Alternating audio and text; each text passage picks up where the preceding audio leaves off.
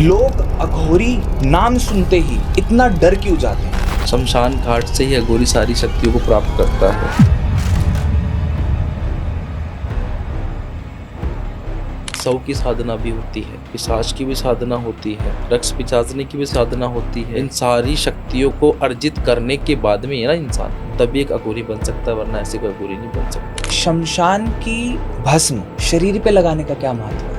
ताजा मुर्दे की भस्म लगाते हैं, और भस्म इसलिए लगाई जाती है, शिव ने जब अघोरी का रूप धारण किया था ना, तो क्या एक अघोरी सच में प्रेत आत्मा को बुलाकर उनसे बात कर सकती है? एक बहुत ही अच्छी गुड़िया थी, उसने एक कागज पे लिखवा के भेजा कि मैं किसी से अघोरी जी प्रेम करती हूँ, अगर वो मुझे नहीं मिला तो मैं मर जाऊँ। मैंने उसको बोला कि मर जा, और वो सच में खत्म हो गई। खत्म होने के बाद में जब उसकी आत्मा मेरे पास आई तो उसने मुझे कहा कि क्या हम हकीकत में किसी पे पूर्ण रूप से नियंत्रण पा सकते हैं? 7 दीपक जलाओ, उसमें 7 तरीके के तेल डालो। तेल डालने के बाद में उनके ऊपर 7 ही दिए वापस लगाओ। उनमें से जो काजल निकलता है ना, उसको अपने आंखों में लगाओ, और जब वो काजल किसी सामने वाले इंसान के नाम से लगा लेते हैं ना, तो सामने वाले इंसान की आंखों में भी देखेंगे तो हमारे वश में हो जाएगा। कच्चा कलवा है क्या? इसकी शक्तियां क्या है? मेरे पास में भी 3 कच्चे कलवे हैं। एक जो कच्चा कलवा है ना मेरे पास, वो इतना खतरनाक है कि जब मैंने उसको सिद्ध किया, उसने मुझे ऐसे ऐसे मंजर दिखाए कि ये मेरा हाथ है ना, इतना इतना खा लिया उसने। मन वांछित इस्लामिक साधना जो होती है, ये साधना क्या है? उनके इसमें एक इलम होता है, सिकली इलम। ये इतना खतरनाक होता है कि कब्रिस्तान से पूरा तैयार किया जाता है। कब्र के पास 7 फुट का गड्ढा खोदा जाता है, और 7 फुट का गड्ढा खोदने के बाद में ना,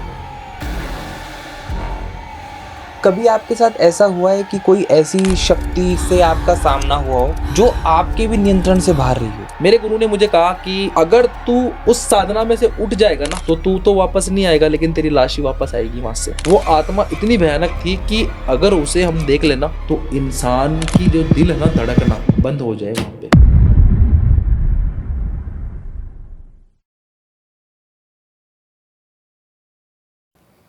करण Aghori ji, welcome to the misfit humans podcast. जय श्री महाकाल। जय श्री महाकाल। मैं आभारी हूँ आपका कि आज आप अपना स्थान छोड़ के हमारे स्टूडियो आए हैं, और मैं परमात्मा का भी शुक्रगुजार हूँ कि मुझे ये अवसर मिला कि मैं आज आपके साथ बैठ के एक ऐसे विषय के बारे में बात कर पाऊँ जिसके बारे में लोग जानना चाहते हैं, जिस विषय के बारे में लोगों के अंदर जागरूकता होने की बहुत सख्त ज़रूरत है, क्योंकि कहीं ना कहीं इस पवित्र शब्द अघोरी का गलत इस्तेमाल किया जा रहा है, भ्रम फैलाया जा रहा है, अंधविश्वास की तरफ ले जाया जा रहा है।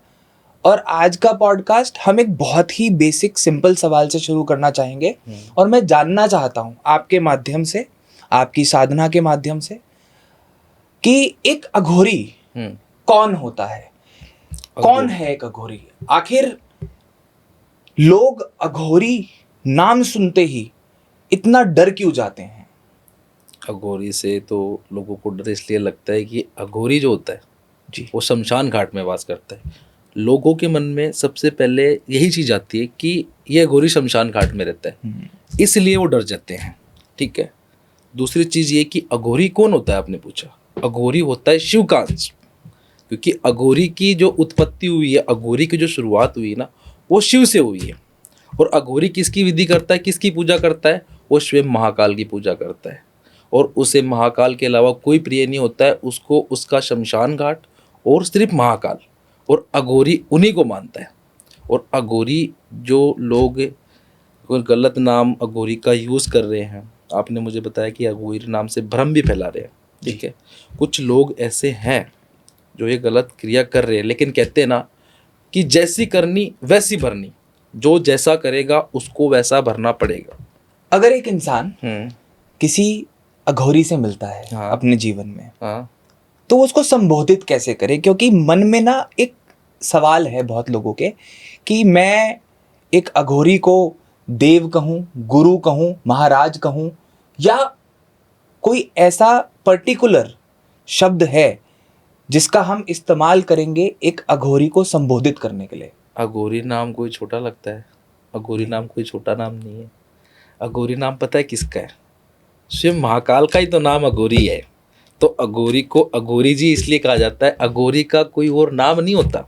उनके पीछे अघोरी क्यों लगता है? क्योंकि अघोरी स्वयं महाकाल ने अघोर रूप का अवतार लिया था। अघोर रूप का नाम सुना है? शिव ही गोरख है, गोरख ही शिव है। तो गोरख कौन था? गोरख भी एक अघोरी था, समझ रहे हो जी। तो स्वयं महाकाल ने जिस रूप में अवतार लिया है, तो अघोरी को उसी नाम से बुलाया जाएगा, समझ रहे हो, क्योंकि वो महाकाल के अंश हो गए। महाकाल काल वहाँ विराजते हैं स्वयं शमशान घाट में, ठीक है, और शमशान घाट में ही अघोरी विराजता है। तो अघोरी को कोई भी इंसान किसी अलग नेम से नहीं बुलाएगा, उनको जो भी बुलाएगा अघोरी जी के नाम से बुलाएगा, और उनको अघोरी जी के नाम से ही संबोधित करना पड़ता है। जैसे हम शिव को शिव जी कहते हैं, तो अघोरी को अघोरी जी कह के ही संबोधित करना पड़ता है।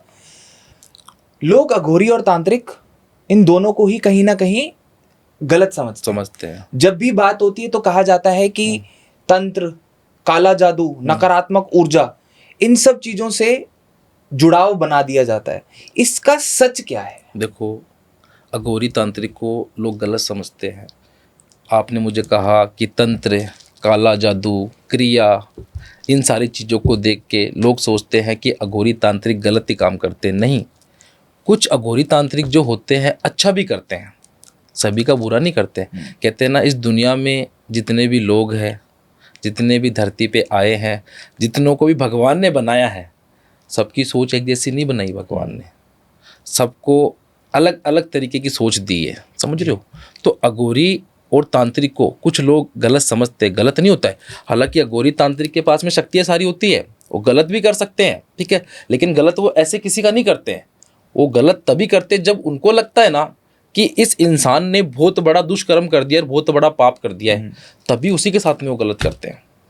क्या आप मानते हो कि आज के समय में तंत्र सिर्फ पैसे कमाने का जरिया बन गया है लोगों के लिए? देखो, मेरा जो काम है, मैं कहाँ से उठ के आया हूँ अभी आपके पास में, शमशान घाट से, ठीक है।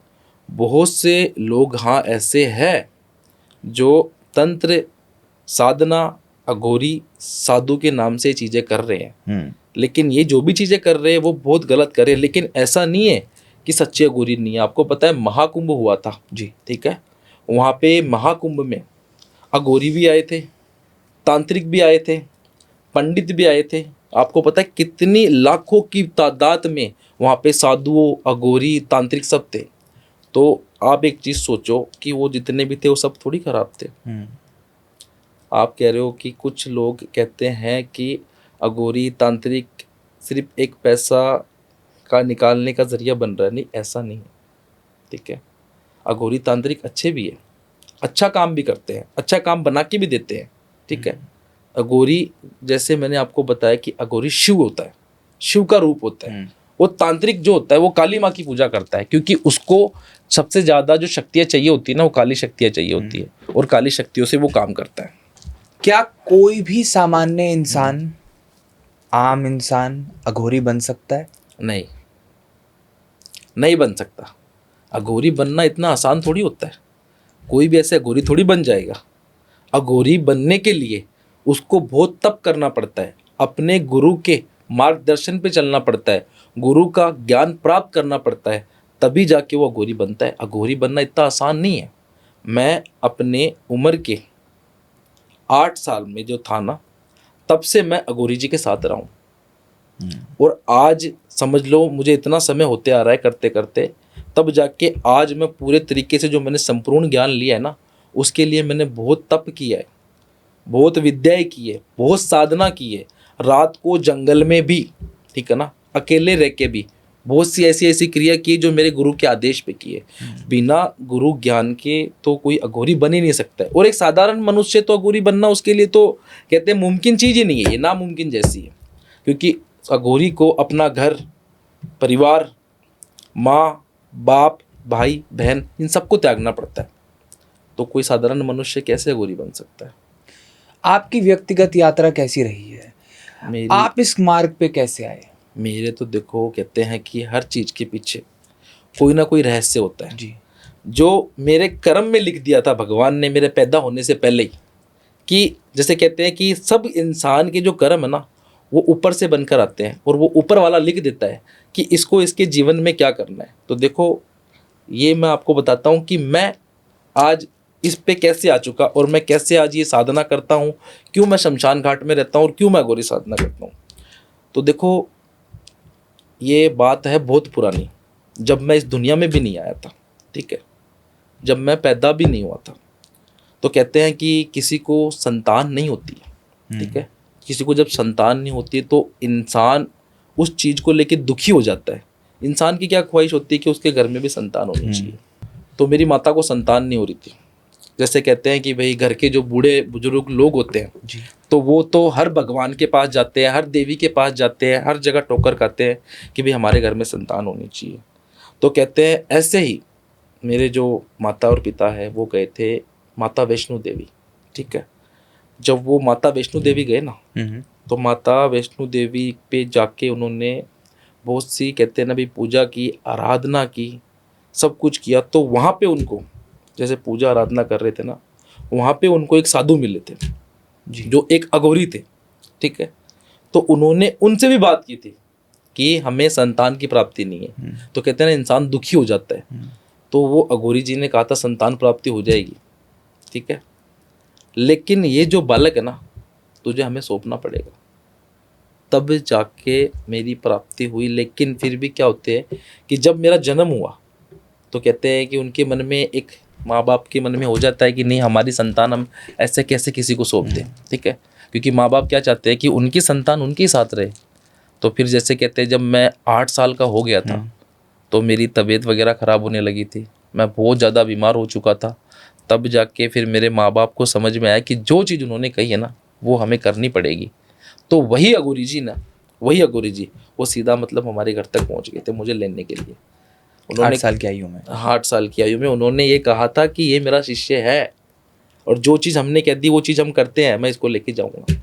कभी कभी एक इंसान कुछ प्रण ले लेता है अपने जीवन में, बट उस समय वो अपनी मोह में उन चीज़ों को सोच नहीं पाता कि इसकी क्या, हमें इसके लिए क्या करना पड़ सकता है फ्यूचर में, राइट? सही बात है, क्योंकि कहते हैं मोह में क्या होता है, इंसान कभी पुत्र प्राप्ति के मोह में, कभी धन प्राप्ति के मोह में भगवान के पास जाता है, कई सारी पूजा पाठ करता है, कई सारी साधना करता है, लेकिन जब उसकी वो इच्छा पूरी हो जाती है ना, तो उस टाइम क्या करता है इंसान, उस चीज़ को भूल जाता है। लेकिन उसको वो चीज़ का, कहते हैं ना, फल जो है ना वापस भी मिलता है। क्योंकि कहते हैं ना, भगवान, एक अघोरी और एक साधु संत की जो बोली भी वाणी होती है ना, उसने अगर कह दिया ना कि तुझे ये करना है तो वो चीज़ करनी होती है, उस चीज़ को कोई टाल नहीं सकता है। अघोरी जी, अपनी शक्तियों को कैसे विकसित किया जाता है, कैसे करते हैं? और कहा जाता है कि एक अघोरी अपनी शक्तियों को कहीं ना कहीं सुरक्षित रखते हैं। बिल्कुल राइट, रखते हैं। तो अघोरी अपनी शक्तियों को कैसे विकसित करते हैं और उसे कहाँ सुरक्षित रखते हैं? सबसे पहले चीज़ तो मैं आपको ये बताऊंगा कि शक्ति जो विकसित करते हैं वो तो मैं आपको बता दूंगा, लेकिन शक्ति कहाँ गुप्त रखते हैं मैं वो नहीं बताऊंगा। क्योंकि ये सारी जो चीज़ें होती है ना, कुछ बातें अघोरी के जीवन की ऐसी कि जो मैं बता नहीं सकता हूँ आपको। बताना चाहूँ तो मैं सब बता सकता हूँ, लेकिन कुछ चीज़ें मैं आपको नहीं बताऊंगा। अघोरी की जो सारी शक्तियाँ होती है उसको सबसे ज़्यादा शमशान से ही मिलती है, ठीक है। शमशान घाट से ही अघोरी सारी शक्तियों को प्राप्त करता है, जिसमें कहते हैं कि सौ की साधना भी होती है, जिसमें कहते हैं कि पिशाच की भी साधना होती है, रक्स पिशाचने की भी साधना होती है, कच्चे कलवे की भी साधना होती है, ठीक है, यक्षिणी की भी साधना होती है। तो ये सारी शक्ति जो होती है, माँ चामुंडा की, माँ काली की, माँ भद्रकाली की और काल भैरव की, समझ रहे हो जी। इन सारी शक्तियों को अर्जित करने के बाद में है ना इंसान तभी एक अघोरी बन सकता है, वरना ऐसे कोई अघोरी नहीं बन सकता। और तभी अघोरी है ना अपनी इन शक्तियों को अपने साथ रखता है, लेकिन वो कहाँ रखता है उसका भी गुप्त स्थान होता है, तो वो ऐसे में पब्लिक में बता नहीं सकता हूँ, ठीक है। एक अघोरी जी जब किसी के लिए कोई कार्य करते हैं, फॉर से उन्होंने वो कार्य कर दिया, किसी ने कहा कि मुझे इस इंसान का नुकसान पहुंचाना है, और अघोरी जी ने कहा ठीक है तू जो कह रहा है मैं वो कर देता हूँ, तो उससे कर्म किसके खराब होते हैं? उस अघोरी के खराब होते हैं या उस इंसान के खराब होते हैं जो वो करवाता है? कर्म तो देखो, जो करवाता है उसके भी खराब होंगे और जो कर रहा है उसके भी खराब होंगे। क्योंकि सबसे बड़ी बात मैं ये कहता हूँ कि किसी पे भी जो मारण क्रिया का जो काम है ना, वो नहीं करना चाहिए। किसी का भी हंसता खेलता परिवार, किसी की ज़िंदगी नहीं उजाड़नी चाहिए।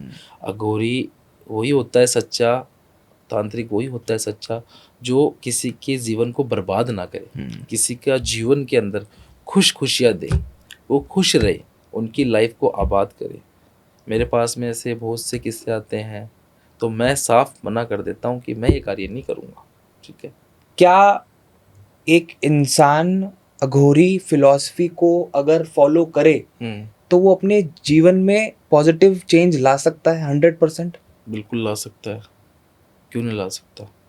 अगर कोई मनुष्य है, कोई इंसान है जो बहुत ज़्यादा ही गलत मार्ग पे चल चुका है, अगर उसे किसी अघोरी का साथ मिल जाता है ना, तो वो अपने जीवन को पूरे तरीके से अच्छा और बेहतर बना सकता है।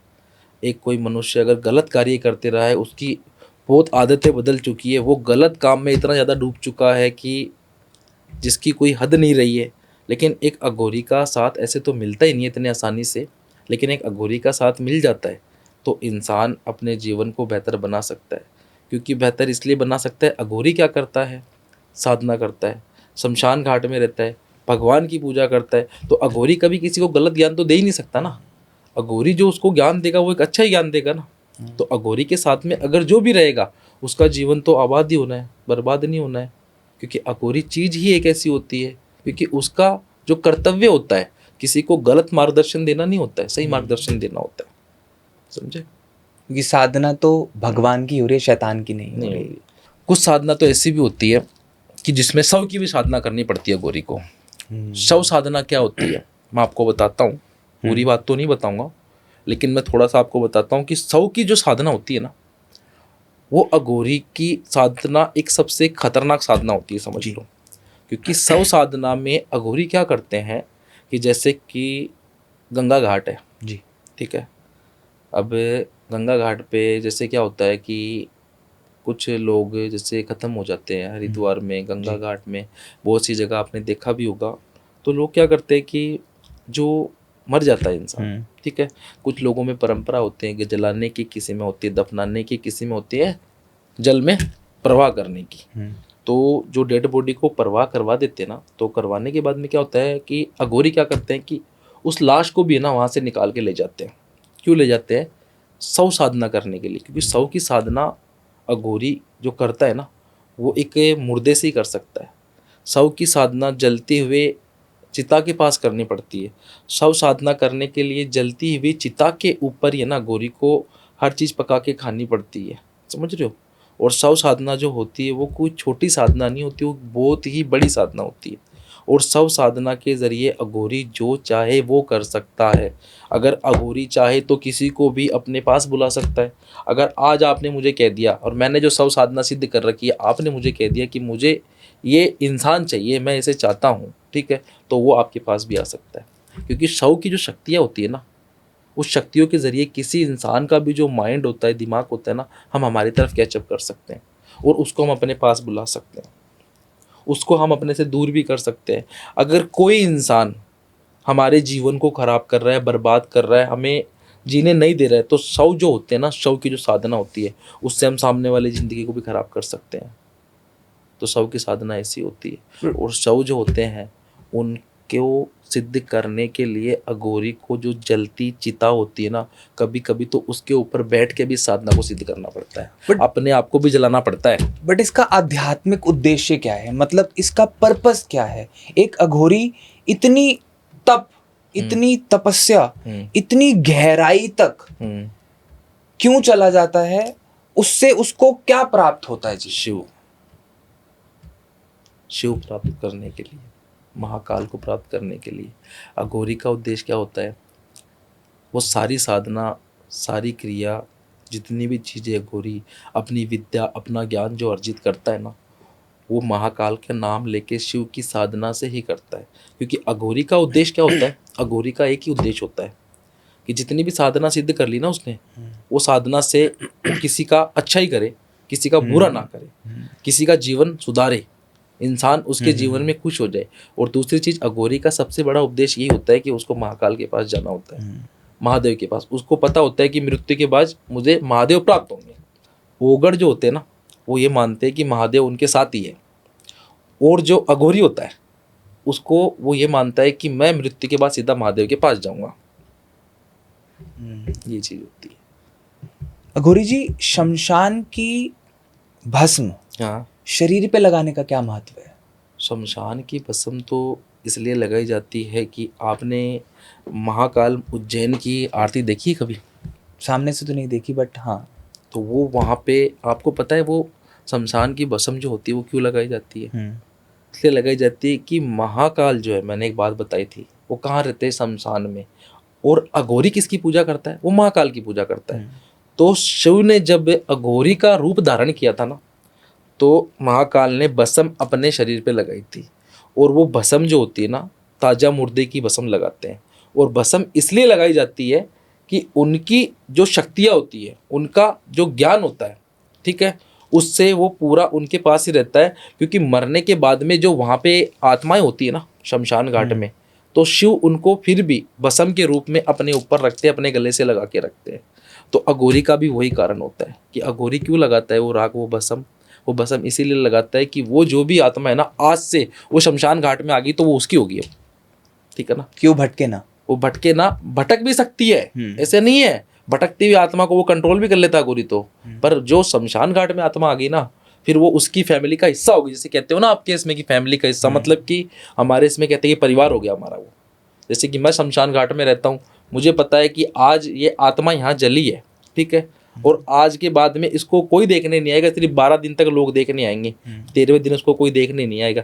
तो फिर उस आत्मा को हम अपनी ही समझते, क्योंकि हमें उसके साथ रहना पड़ता है। ये चीज होती है।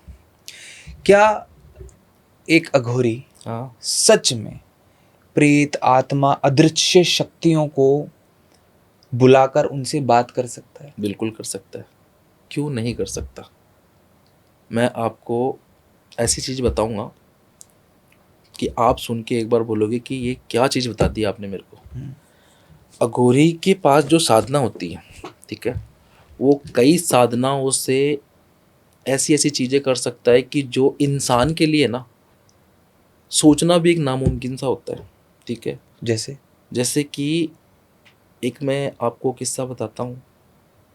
एक बहुत ही अच्छी गुड़िया थी, ठीक है, वो किसी से प्रेम कर बैठी। अब वो मेरे को बताया उसने कि गुरुजी मैं इससे प्रेम करती हूँ। और वो गुड़िया आज से नहीं, काफ़ी टाइम से मेरी सेवा करती थी। वो मेरे पास आती थी, अपने हाथों से खाना बना के लेके आती थी। वो मुझे शमशान घाट में बच्चे के हाथ से, किसी के हाथ से भिजवा देती थी कि ये अघोरी जी को दे के आ जाना। तो एक दिन उसने एक कागज़ पे लिखवा के भेजा कि मैं किसी से अघोरी जी प्रेम करती हूँ, ठीक है, और मुझे उसको पाना है। अगर वो मुझे नहीं मिला तो मैं मर जाऊँगी। तो मुझे उसकी ये बात सुन के थोड़ा सा बुरा लगा। तो वो जो बच्चा मेरे पास कागज़ देने आया था, मैंने उसको बोला कि जा उसको कह देना मर जा, मैंने उसको ये बोला। और वो सच में ख़त्म हो गई। ख़त्म होने के बाद में जब उसकी आत्मा मेरे पास आई ना, तो उन्होंने मुझे कहा कि मैं तो इस दुनिया से जा चुकी हूँ, आपने तो मुझे अपने प्यार से नहीं मिलवाया। मैंने उसको कहा कि तू कहाँ गई है, अभी भी तू यहीं है, कहीं नहीं गई है तू। तो उसने मुझे कहा कि मुझे अपने प्यार के साथ रहना है। मैं बोला पूरी ज़िंदगी तो रह नहीं सकती तू, लेकिन मैं इतना कर सकता हूँ तेरे लिए कि तू एक दिन है ना उसके साथ रह सकती है। तो फिर उसकी आत्मा को मैंने एक दिन, जो उसकी कोई और से वो लड़का जो था किसी से प्रेम करने लग गया था, उसने उसको छोड़ दिया था धोखा दे के, तो फिर उसी के शरीर में ना उसको इंटर करवा के एक दिन रहने की मोहलत दी। और उसके बाद में उसकी गति मुक्ति मोक्ष का कार्य भी मैंने किया। इसका मतलब है कि भूत, प्रेत, आत्मा एक इंसान के शरीर में प्रवेश भी कर सकते हैं। और मेरा जब से ये किस्सा मेरे साथ हुआ है ना, तब से मैंने एक चीज़ हमेशा ठान रखी कि जो दो प्यार करने वाले लोग होते हैं, जो प्रेम करने वाले लोग होते हैं ना, उनको तो तुरंत ही मिलाता हूँ। उनको तुरंत इसीलिए मिलाता हूँ कि मैं नहीं चाहता कि कभी भी दो प्रेम करने वाले व्यक्ति या इंसान, उनका कुछ नुकसान हो, उनका कुछ गलत हो, कोई गलत कदम उठा ले वो। क्योंकि मैं ये चाहता हूँ कि प्रेम जो है वो तो स्वयं कहते हैं, महाकाल ने भी, महादेव ने भी किया था माता सती से। प्रेम की शुरुआत तो उन्हीं से हुई है। तो बस मैं पूजा उनकी करता हूँ, भक्ति उनकी करता हूँ, मेरे महाकाल को मानता हूँ। तो बस उसके महाकाल के नाम से ही मैं दो प्रेम करने वालों को मैं मिलाता हूँ, मैं उनको कभी दूर नहीं होने देता। गुरु जी, यहाँ पे मेरे मन में एक बड़ा विचित्र सवाल है, बिल्कुल। बट मुझे लगता है कि ये सही है। हम्म, मैं किसी से प्रेम करता हूँ, हम्म, बट कोई मुझसे प्रेम नहीं करता, हम्म, जो सामने वाला इंसान है। हम्म, तो ऐसी सिचुएशन में हम्म, क्या मेरी जो इच्छा है हम्म, उसको पाने की, हम्म। वो गलत नहीं है? देखो, आपकी इच्छा जो है, अगर देखो कहते हैं गलत तो है आपकी इच्छा, ठीक है, लेकिन अगर सामने वाले की भी इच्छा आपको पाने की है तो वो गलत नहीं है। कहते हैं कि एक चीज होती है एक तरफ से, एक चीज होती है दोनों तरफ से, वो दोनों की सहमति से होती है, ठीक है। कभी कभी कहते हैं ना कि ताली एक हाथ से नहीं बजती, जी। ताली दोनों हाथ से बजती है। जी। जब दोनों हाथ से हाथ मिलता है ना, तभी रिश्ता बनता है। अगर एक तरफा से अपन कुछ कराते हैं ऐसा, तो वो गलत होता है। लेकिन कहते हैं कि कोई इंसान अगर समझ लो उसके बिना रह नहीं पा रहा है, वो मर सकता है, तो बहुत से लोग ये चीज़ें कराते हैं। लेकिन मैं ऐसा नहीं करता हूँ। मैं काम उन्हीं का करता हूँ कि जिससे मुझे लगता है कि इससे इसकी बहुत ज़रूरत है। अगर ये इसको नहीं मिला तो ये मर जाएगी। मेरे पास में ऐसे भी बहुत से केस आते हैं कि कभी कभार क्या होता है, लड़का छोड़ के चला जाता है, 2-3 साल प्रेम करता है, प्यार करता है, उससे दूर हो जाता है, ठीक है, और फिर मुझे पता चलता है कि ये बच्ची इसके बिना मर सकती है या कुछ नुकसान कर सकती है या इसके बिना नहीं जी सकती, तो उनको मैं तुरंत मिलाता हूँ, तो मिलाता हूँ। ये कार्य मैं उनका करता हूँ। बट फिर भी मतलब आपने जो बात बोली वो बिल्कुल सही है कि एक इंसान की ज़िंदगी खराब होने से अच्छा है कि उनका आपस में मिलाप हो जाए। बिल्कुल बिल्कुल। मगर फिर भी कहीं ना कहीं ये गलत तो है ही ना कि एक इंसान किसी और को वादा कर बैठा है उसके मन में इस इंसान के लिए भी कुछ फीलिंग्स, बट हम अपनी शक्तियों से उस इंसान को तो दूसरे इंसान से मिलवा रहे हैं, बट जो तीसरा इंसान है कहीं ना कहीं उसको भी तो दुख पहुंचा रहे हैं। बिल्कुल, दुख तो हो रहा ही है। दुख कैसे नहीं हो रहा है उसको, क्योंकि उस तीसरे इंसान की तो कोई गलती नहीं है ना इसमें। एग्जैक्टली। क्योंकि वो इंसान जब इसमें बीच में नहीं है तो दुख तो उसको भोग रहा है। लेकिन सबसे ज़्यादा सज़ा उसी को मिलती है जो इसमें सबसे ज़्यादा पापी होता है, जो सबसे ज़्यादा गलत होता है, जो एक मेन इंसान होता है ना। जैसे कि इसने इसको भी अपने धोखे में रख रखा है, इसको भी धोखे में रख रखा है, सबसे ज़्यादा सजा का पाप का भागीदार तो वही हुआ ना इसमें। लेकिन तांत्रिक जो होते हैं वो क्रिया कर देते हैं।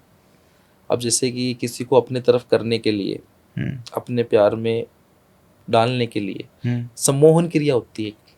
वो क्या होती है?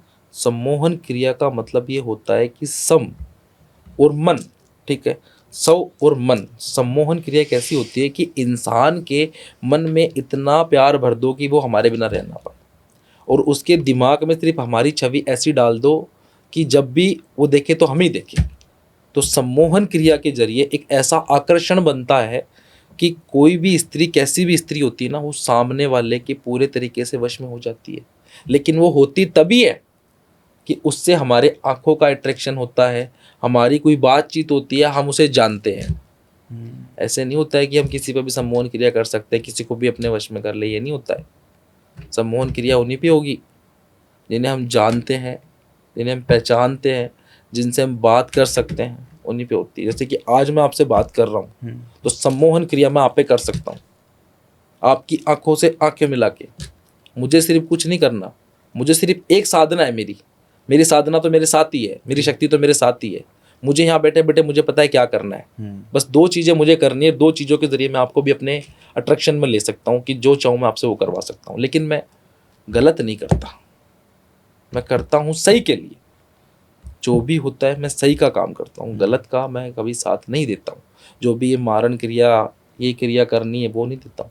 अब मेरे पास तो सारी साधना है, कच्चे कलवे की भी शक्ति है मेरे पास में, करण पिशाचनी भी है मेरे पास में, यक्षिणी की भी सिद्धि मैंने सिद्ध कर रखी है।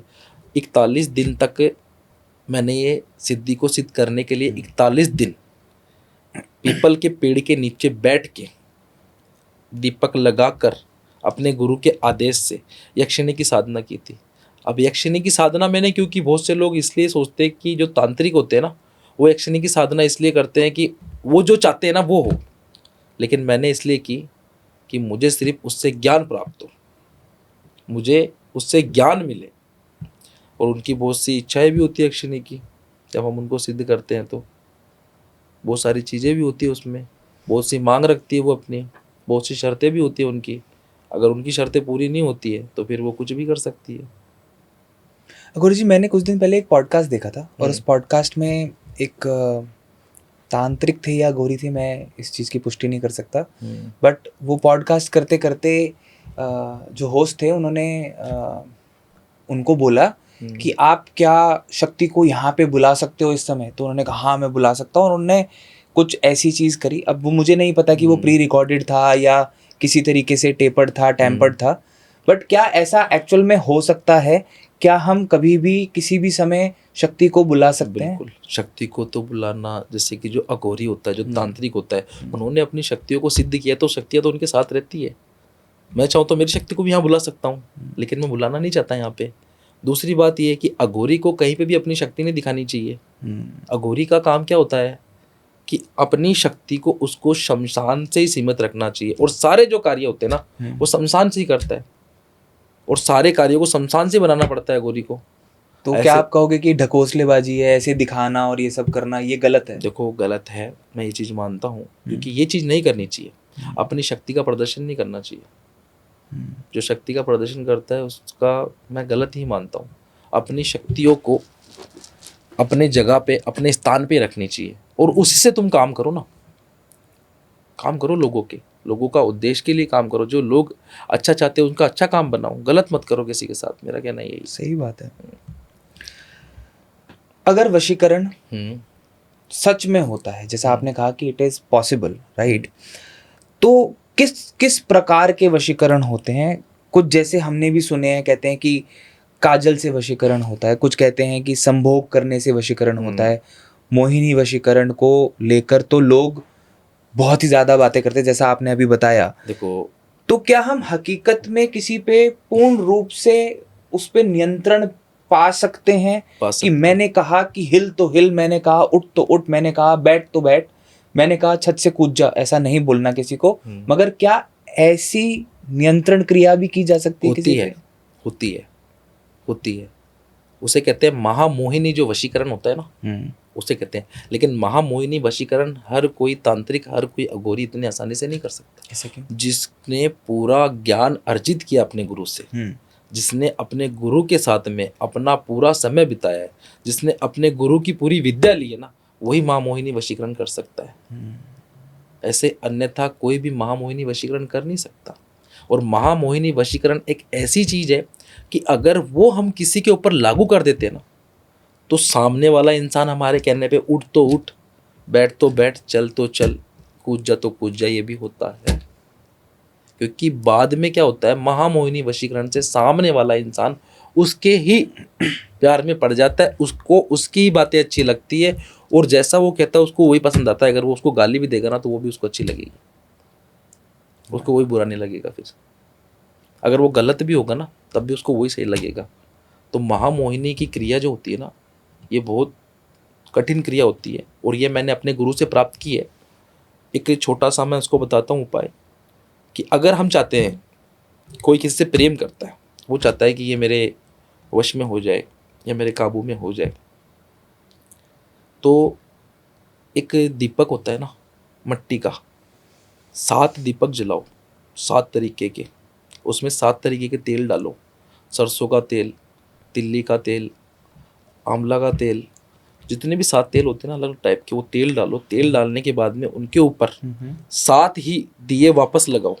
उनमें से जो काजल निकलता है ना, ठीक है, उसको अपने आंखों में लगाओ, और एक जो मंत्र होता है ना वो उसके साथ में उसको उच्चाटन करना पड़ता है, लेकिन वो मंत्र मैं नहीं बताऊंगा यहाँ पे, ठीक है, वो उच्चाटन करना पड़ता है। और जब वो मंत्रों को उच्चाटन करके हम वो काजल किसी सामने वाले इंसान के नाम से लगा लेते हैं ना, और सिद्ध कर लेते हैं उसको, तो सामने वाले इंसान की आंखों में भी देखेंगे तो हमारे वश में हो जाएगा, जिसका हमने नाम लेके उस मंत्र को सिद्ध किया है।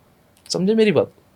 ये चीज होती है। बड़ो मंत्र आप क्यों नहीं बता सकते? मैं जानना चाहता हूं। कि क्या होता है कि मैं मंत्र इसलिए नहीं बता सकता कि कोई भी इंसान, आज समझ लो किसी के नाम से, मैंने तो इसमें एक बात और काटी है, एक बात और नहीं बताई मैंने इसमें, क्योंकि ये चीज़ क्या होती है, दीपक तो साथ में लेने पड़ते हैं, इसमें मैंने एक चीज़ नहीं बताई, इसमें फोटो का भी साथ में उपयोग होता है, लेकिन वो मैंने नहीं बताई। वो क्यों काटी?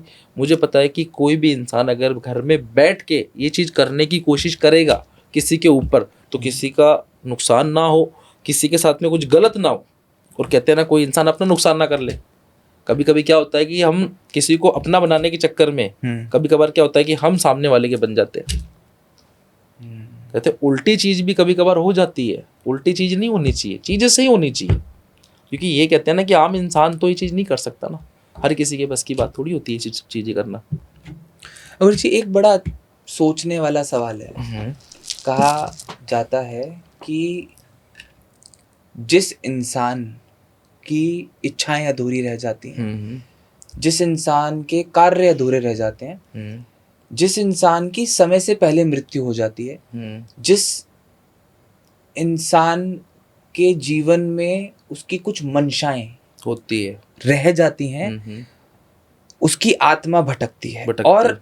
इसके साथ एक और बात भी कही जाती है कि छोटे बच्चे और जो इंसान आत्महत्या कर लेता है, इन लोगों की आत्मा भटकती है, उसको मुक्ति नहीं मिलती। इसमें कितना सत्य है? ये बात सत्य है। जैसे कि कभी कभार क्या होता है कि किसी इंसान का किसी चीज में बहुत ज्यादा मन रह चुका है, कहते हैं किसी का किसी के अपने घर में लगाव होता है, किसी इंसान का किसी चीज के प्रति लगाव होता है। कोई इंसान चाहता था कि ये चीज मेरी होनी चाहिए, और किसी इंसान की कहते हैं ना कि अचानक मृत्यु हो जाती है, कोई फांसी खा के मर जाता है, तो ऐसी आत्मा क्या होती है, भटकती रहती है। और ये आत्मा क्या करती है कि यही जो आत्मा होती है ना, क्योंकि इनको जल्दी से मोक्ष नहीं मिलता, कोई खुद से मर जाता है ना, अपनी आत्महत्या कर लेता है, तो वो 12 दिन तक तो ऊपर जाती नहीं है। दूसरी बात, उनकी आयु से पहले वो खत्म होते हैं। तो अघोरी तांत्रिक क्या करते हैं कि ऐसी ही आत्माओं को अपने कैद में करते हैं, और जो चाहे वो करा सकते हैं फिर उनसे, क्योंकि उनकी इच्छाएं अधूरी हैं। उनकी इच्छाएं अगर और वो अघोरी जी पूरा करेंगे तो वो बिल्कुल अघोरी जी की इच्छाएं तो पूरी करेंगे। क्या वो आत्मा यही चाहती है कि अघोरी जी के जरिए हमारी इच्छा पूरी हो। क्योंकि आत्मा कोई भी चीज हो, कोई भी साधना हो, कच्चा कलवा हो, करण पिशाचिनी हो, जैसे मैंने आपको बताया, जो भी चीज हम सिद्ध करते हैं ना, उनकी इच्छा तो होती है, उनकी मांग तो होती है, वो तो पूरी करनी पड़ती है, उनकी इच्छा तो पूरी करनी पड़ती है। तो बात वही कह रहा हूँ कि अगर कोई इंसान अकाल मृत्यु मर गया, अगर उसकी इच्छा अधूरी रह गई, उसके मन में ये इच्छा थी कि मुझे इसके साथ रहना था, जीवन बिताना था, तो वो इंसान उस सामने वाले इंसान को जीवन भर भी परेशान करता है। एक केस मेरे पास में ऐसा आया हुआ है, एक बहन थी कनाडा से, ठीक है, नाम नहीं लूँगा उन बहन का मैं यहाँ पे, कि उन्होंने एक लड़के से मतलब प्यार किया, उनका कोई रिश्ता था 3 साल का, 3 साल वो दोनों आपस में साथ में रहे, और 3 साल बाद में उस बहन ने उसको बिना बताए, लड़के को बिना बताए किसी और से शादी कर ली। अब शादी कर ली, शादी के कुछ दिन बीते, 2 महीने 3 महीने बीते, उस लड़की को पता नहीं, उस लड़के से उसने बातचीत करना बंद कर दी थी। अब वो लड़का, उसकी जिस दिन शादी हुई, वो लड़का उसी दिन ख़त्म हो गया। जैसे उसको पता चला कि ये तो मुझसे दूर हो चुकी है। अब इस लड़की ने उसको बताया नहीं, जिस दिन वो उससे दूर हुई, वो दूर हुआ लड़का, जब उसने अपनी जान दे दी, तो जान देने के 12 दिन बाद में क्या हुआ कि लड़की तो अपने घर में खुश रह रही थी, लेकिन जैसे ही समय बीतता गया, टाइम बीतता गया, तो वो लड़की को नींद में जब वो सोती तो वो दिखाई दे रहा था, जब वो उठ रही थी तो वो दिखाई दे रहा था, जब वो अपने किचन में खाना बना रही थी ना, तो उसकी आत्मा स्वयं उसको आके, कहते हैं ना कि उसके बाल पकड़ के उसको दीवार में बिठा दी थी उसने, और उसको यहाँ से खून निकलने लग गया था, और उसने खून से ना, खून से ऐसी चीज लिखी थी दीवार पे कि तूने मुझे छोड़ा ना, अब मैं तुझे नहीं छोड़ूंगा, ये चीज लिखी थी उसने। फिर बाद में उसको दिन में, रात में, सोते टाइम, जागते टाइम उसको वही दिख रहा था। फिर वो बहन ने मुझसे कांटेक्ट किया, कांटेक्ट करने के बाद में मुझे चीज़ पता चली। मैंने उस बहन को बताया कि सबसे बड़ी गलती तो आपने ये की कि इसको बिना बताए छोड़ा, उसको कम से कम बताना चाहिए था। दूसरी चीज़ ये कि अब ये आत्मा जो है ना, भटकती आत्मा है, और ये ऊपर जा नहीं रही है। क्यों नहीं जा रही? कि इसका मन तेरे में था, और जब तक अब इसकी आत्मा को मोक्ष नहीं मिलता, ऊपर जा नहीं सकती है। तो उसने मुझे कहा कि ये गुरुजी कुछ इसका रास्ता निकालो, नहीं तो ये मेरे साथ कुछ भी कर सकता है, मेरा जीवन खराब कर सकता है। फिर कहते हैं मैंने भाई अपने महाकाल की सिद्धि साधना से, जो कपाल साधना होती है ना, उस कपाल साधना से उसको अपने वश में किया, और वश में करने के बाद में उस साधना से उस आत्मा को वश में किया। वश में करने के बाद में ना, आज उस मैंने आत्मा को एक ऐसी जगह दफना दिया कि वो वहाँ से कभी बाहर ना आ पाए, समझ लो, कि दोबारा वो नुकसान ना पहुँचा पाए। तो ये चीज़ मैंने उस बहन के लिए की थी, और वो बहन तो मुझसे आज भी जुड़ी हुई है, ऐसी बात नहीं है, वो तो मुझसे बात करती रहती है और कहते हैं बहुत से ऐसे काम हैं, बहुत से ऐसी क्रियाएं हैं, बहुत सी ऐसी चीज़ें जो मैंने की है, ठीक है ना। बट अघोरी जी कहते हैं कि आत्मा तो अमर है, हम्म। वो तो आत्मा मरती कहीं, नहीं, वो तो मरती नहीं है, शरीर मरता है। शरीर मरता है। मैं मोक्ष की बात नहीं करूंगा, हम्म, बट मैं मुक्ति की बात करूंगा। हम्म, फिर जब आत्मा अमर है हम्म। तो मुक्ति का क्या रोल है? मुक्ति किसको मिलती है आपको पता है? कभी चीज सोचा है? मुक्ति शरीर को मिलती है, आत्मा को कहाँ से मुक्ति मिलेगी? एक बात बताओ, ये क्या है? ये हमारा जो शरीर है ये एक मिट्टी का शरीर है, ठीक है, और मुक्ति इसको ही मिलती है, क्योंकि भगवान ने जिस ढांचे में हमें डाला है ना, ये ढांचा भी तो हमसे मतलब परेशान होता है ना हमारी आत्मा से। हम सोचते हैं कि हमारी आत्मा निकल जाती है, हाँ, तो जिस दिन हमारी आत्मा निकल जाती है हम बात थोड़ी कर पाते हैं, कुछ बोल पाते, कुछ कर पाते, नहीं कर पाते ना। तो मुक्ति आत्मा को मिलती नहीं है, मुक्ति तो इस ढांचे को मिलती है। जो जलने के बाद में ना, जब इसकी राख ठंडी होती है ना, तब जाके इस ढांचे को सुकून मिलता है कि मैं मिट्टी से भगवान ने मुझे बनाया और मैं वापस अब मिट्टी में मिल चुकी हूँ। अघोरी जी, क्या एक अघोरी के लिए सब कुछ संभव है? वो कुछ भी कर सकता है अपनी शक्तियों से? सब कुछ तो संभव होता है गुरु के लिए, कुछ भी कर सकता है अपनी शक्तियों से, लेकिन कुछ सीमाएं होती है। जैसे कि अघोरी की भी जैसे कुछ सीमाएं होती है। वो गलत नहीं कर सकता किसी के साथ में, किसी का जीवन बर्बाद नहीं कर सकता, वो किसी के हंसते खेलते परिवार को उजाड़ नहीं सकता। वो अघोरी हर इंसान की जिंदगी में खुशियाँ ही देगा, किसी के जीवन को बर्बाद नहीं करेगा। तो उनकी सीमाएं इसलिए होती है कि वो जब भी इन सिद्धियों को सिद्ध करते हैं ना, तो अपने गुरु से उन्हें वचन लेना पड़ता है, और अपने गुरु से जब वो ज्ञान लेते हैं तो गुरु उनको ज्ञान उस टाइम देते समय यही कहते हैं कि आज जो भी तू ये विद्या ग्रहण कर रहा है, जो भी तू ये शक्तियाँ सिद्ध कर रहा है ना, तो इन शक्तियों का कभी गलत उपयोग नहीं करेगा, तुझे इस चीज़ का मुझे वचन देना होगा, तू इसका इस्तेमाल कर, किसी का काम बना, अच्छे के लिए कर। अगर किसी के साथ में बहुत ज़्यादा ही गलत हुआ है ना, तो उसके लिए तू इस्तेमाल कर। जैसे कि आपको मैं ये चीज़ कहना चाह रहा हूँ, किसी के साथ में बहुत ज़्यादा गलत हुआ है, जैसे कि आपके साथ में बहुत ज़्यादा गलत हो गया जी, और आप चाहते हो कि उसको उस चीज़ की सज़ा मिलनी चाहिए, तो तब भी जाके ये चीज़ का अपन इस्तेमाल कर सकते हैं। अगर आप मुझे कहो कि ज़बरदस्ती किसी पे मैं कर दूँ, तो वो चीज़ मैं नहीं करता हूँ, वो चीज़ें नहीं होती। अघोरी जी, काला जादू क्या होता है? लोगों के मन में ना इस चीज को लेके भी काफी सारे सवाल हैं, क्योंकि अभी आपने एक मेरे सवाल का ऐसा जवाब दिया कि मेरे जीवन के लिए वो सवाल का जवाब मुझे मिल गया है। बिल्कुल। काला जादू क्या होता है? लोग इससे इतना डरते क्यों हैं? देखो, काला जादू जो होता है ना, वो भी एक शमशान घाट की ही प्रक्रिया होती है, ठीक है, उसको भी शमशान घाट से ही करना पड़ता है। काले जादू में क्या होता है कि जैसे कि मैंने आपको बताया, रक्त पिशाचिनी के बारे में बताया था आपको जी। जो तांत्रिक लोग होते हैं ना, वो काले जादू का बहुत ज़्यादा इस्तेमाल करते हैं। वो क्यों करते हैं कि किसी, समझ लो कोई उनके पास में आ गया है कि ये काम आपको करना है, आपको मारण क्रिया करनी है, ये क्रिया करनी है, तो ये सब एक जो मारण क्रिया होती है ना, और ये रक्त पिशाचिनी जो होती है, ये काले जादू की प्रक्रिया से की जाती है, ठीक है। और रक्त पिशाचिनी एक ऐसी चीज़ होती है कि इंसान की एक खून की बूंद मिल जाए ना उसको, अगर वो पीने लग जाएगी तो इंसान का पूरा खून पी जाएगी, वो छोड़ेगी नहीं। तो तांत्रिक जो होता है ना, सबसे ज़्यादा काले जादू का इस्तेमाल ही करता है, और काले जादू की शक्तियों से वो काम करता है। अघोरी जो काम करता है ना, उसके पास में शक्तियाँ सारी होती है अघोरी के पास, ऐसी बात नहीं है, शक्तियाँ तो सभी होती है अघोरी के पास में, लेकिन जो सबसे ज़्यादा शक्तियाँ होती है ना, उसकी साधना से मिली हुई होती है उसको, और वो शक्ति तांत्रिक के पास नहीं होती। तो लोगों के मन में डर इसलिए है काले जादू के नाम से कि कहते हैं कि आपको पता है कि आपने भी कुछ किताबों में देखा होगा, किताबों में पढ़ा होगा, कुछ कुछ चीज़ें ऐसी डाल दी गई है ना कि जिसकी वजह से लोग डरते हैं। हाँ, काले जादू से देखो डरना भी जरूरी है, क्योंकि काला जादू जो किया कराया होता है वो बहुत ही खतरनाक तरीके का भी होता है। जैसे आपको पता है एक चौराहा होता है जी, अगर चौराहे पे कोई चीज़ गिरी हुई होती है, कभी कभी हम सोचते हैं कि कुछ नहीं होगा, और हम मजाक मजाक में उसके साथ में कुछ भी करके लात मार के चले आते हैं ना, तो वो चीज़ भी हमारे पीछे पीछे आ जाती है। वो किसी तांत्रिक की हुई चौकड़ी भी बांधी होती है। चौकड़ी समझते हो क्या होती है? चौकड़ी क्या होती है? चौकड़ी होती है चारों दिशाओं की बंदिश बांधी हुई, चारों दिशाओं से बंदिश बांधी जाती है, पूरब पश्चिम उत्तर दक्षिण। उसके अंदर किसी शव की साधना से आत्मा को वश में करके किसी के ऊपर छोड़ने के लिए ना वहाँ पे चीज़ डाली जाती है। अगर हम गलती से उसको लात मार दे, पैर मार दे, तो वो चीज़ हमारे साथ में भी आ जाती है।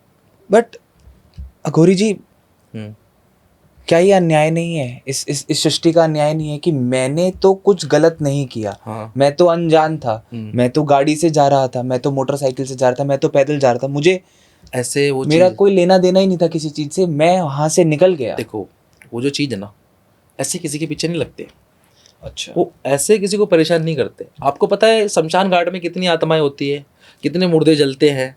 कभी आपको ये भी पता होता है कि ज़मीन में कितनी लाशें दफनाई हुई होती है, ठीक है, कैसी कैसी लाशें दफनाई हुई होती है। लेकिन आप अगर वहाँ से जा भी रहे हो तो कभी कोई आत्मा, कोई भी व्यक्ति वहाँ से जा रहा हो तो किसी के से पीछे नहीं लगती है।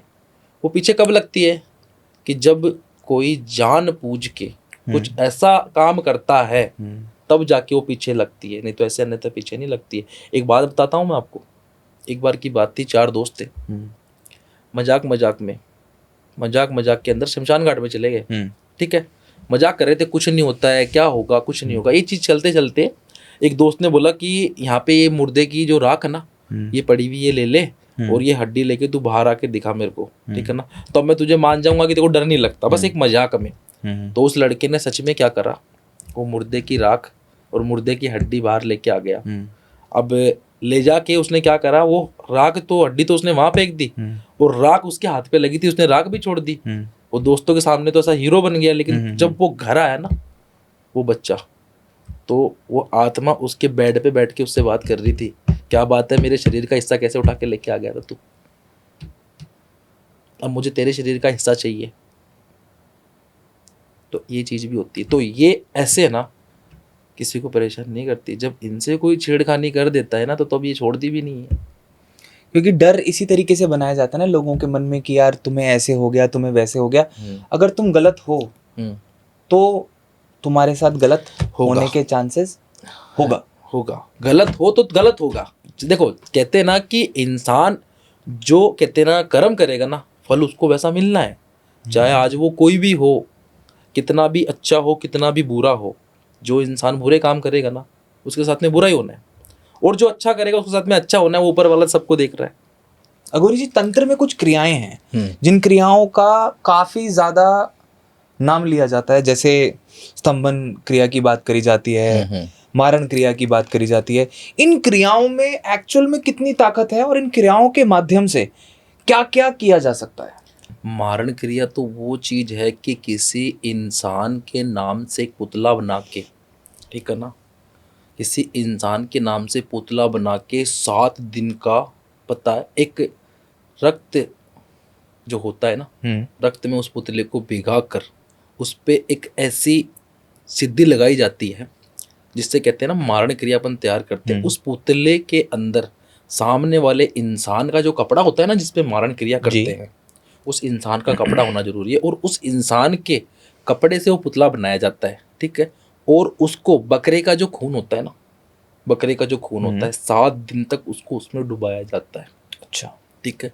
डुबाने के बाद में इसके ऊपर की जो क्रिया चलती है, जो जादू चलता है, उसको करते हैं इंसान के नाम से पुतला बना के। जब होता है ना ये पुतला बन जाता है, तो इसके बाद में क्या होता है कि वो इस पुतले में जो भी हम सुई चुभाएंगे ना, वो इंसान को चुभेगी। सर में चुभाएंगे ना तो उसके सर में दर्द होगा, आँख में चुभाएंगे तो आँख दुखेगी, दिल में चुभाएंगे ना पुतले के, सुई यहाँ चुभेगी, दर्द उसको वहाँ होगा। ऐसा है। और इससे एक इंसान की मृत्यु भी हो सकती है। बिल्कुल हो सकती है, क्यों नहीं हो सकती। मारण क्रिया चीज़ ही ऐसी है। मारण क्रिया क्यों करते लोग, किसी इंसान को ख़त्म करने के लिए करते हैं, तो मारण क्रिया चीज़ होती है। पर मेरा कहना है कि मारण क्रिया से कोई भी इंसान रहो, जितना इससे दूर रहे उतना अच्छा है। मारण क्रिया नहीं करनी चाहिए किसी पे, और मैं कभी ये मारण क्रिया का काम नहीं करता। दूसरी चीज़, करण पिशाचनी। करण पिशाचनी का जो सच है ना, एक बहुत गंदा सच है, बहुत ही गंदा। ये भी एक बहुत ही पावरफुल, कहते हैं ना कि शक्ति होती है, बहुत ही भयानक शक्ति होती है।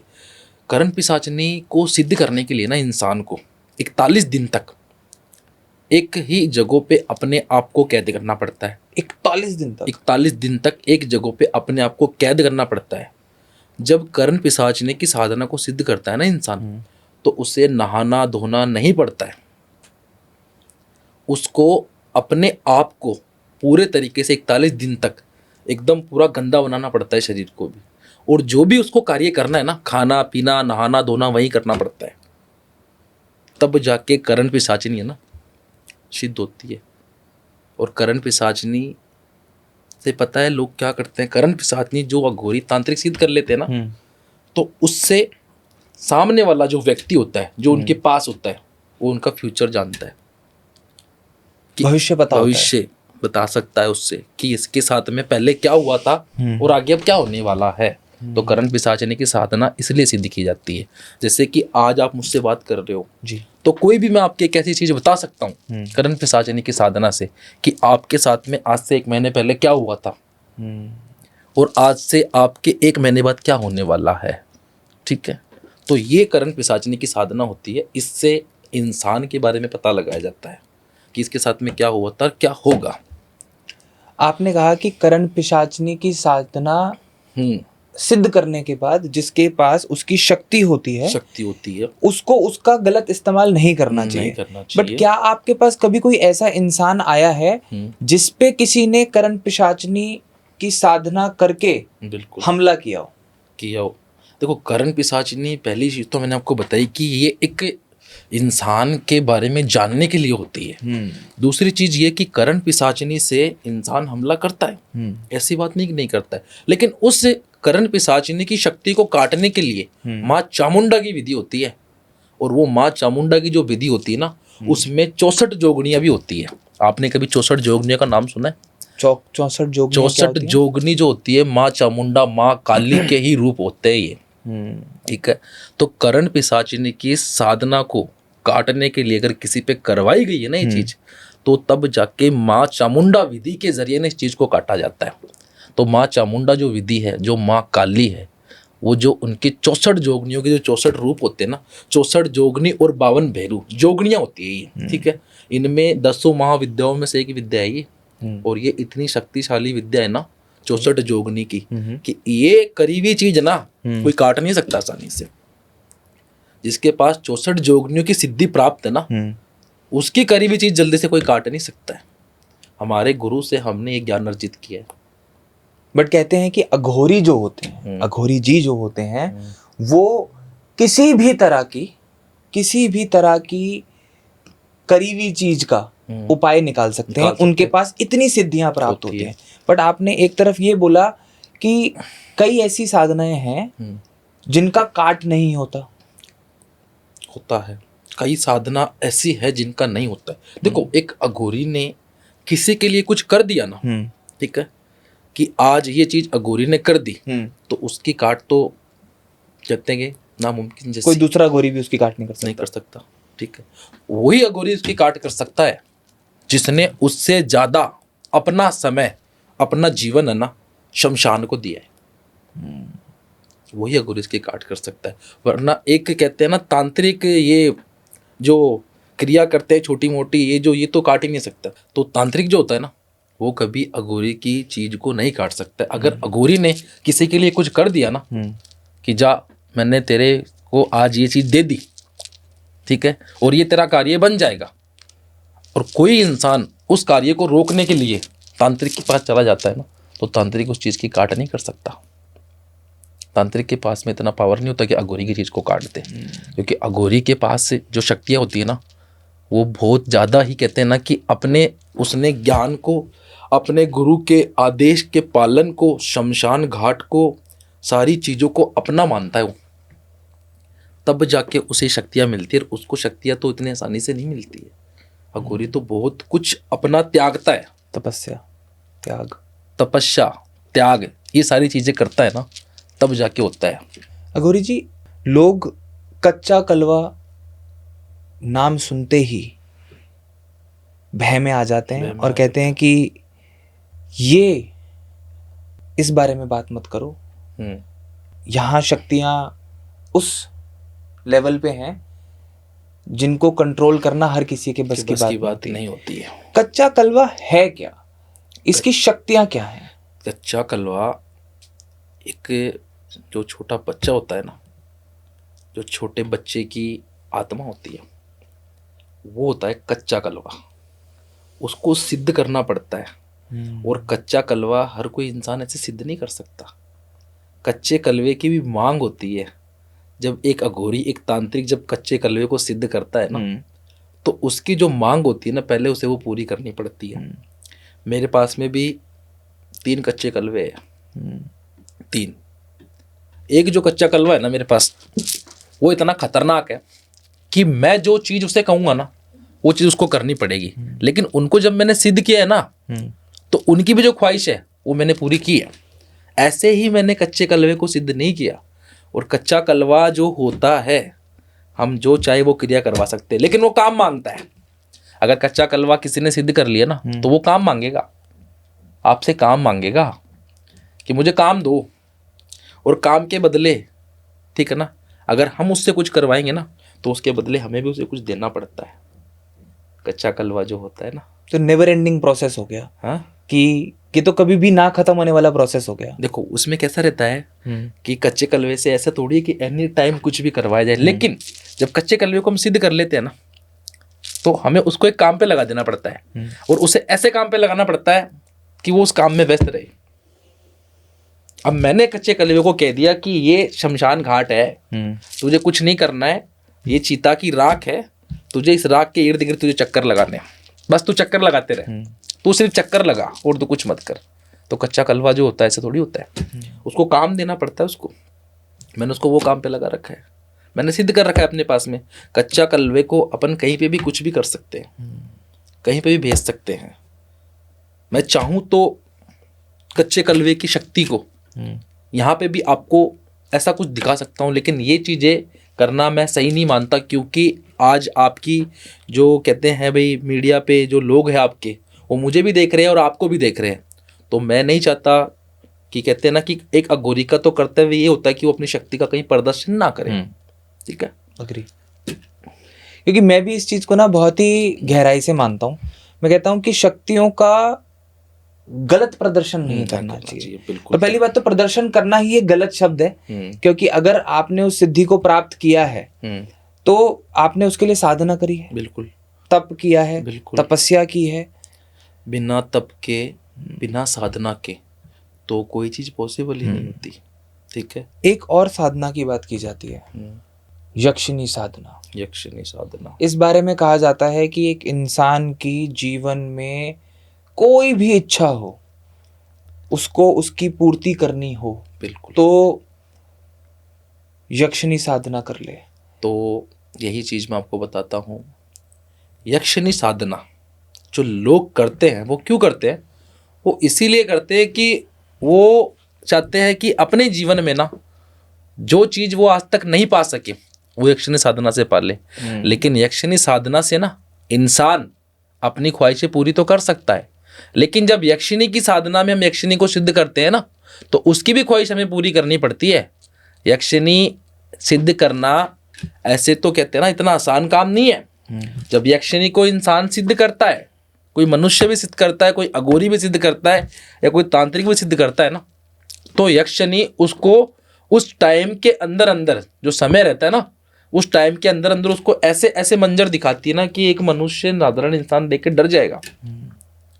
क्योंकि यक्षिणी की जब साधना सिद्ध करते हैं ना, उसका भी प्रोसेस रहता है। किसी को लगता है 1.25 महीना, किसी को लग जाते 2 महीने भी, किसी को 3 महीने भी लग जाते हैं साधना करने में। तो जो गोल घेरा बन जाता है ना, उसमें से उसको उठना नहीं पड़ता है। साधना उसको वहीं बैठ के करनी पड़ती है, यक्षिणी की भी। लेकिन यक्षिणी की साधना जब सिद्ध करते हैं ना ये, तो इंसान ये सोचता है कि मैं इससे बहुत कुछ पाऊंगा।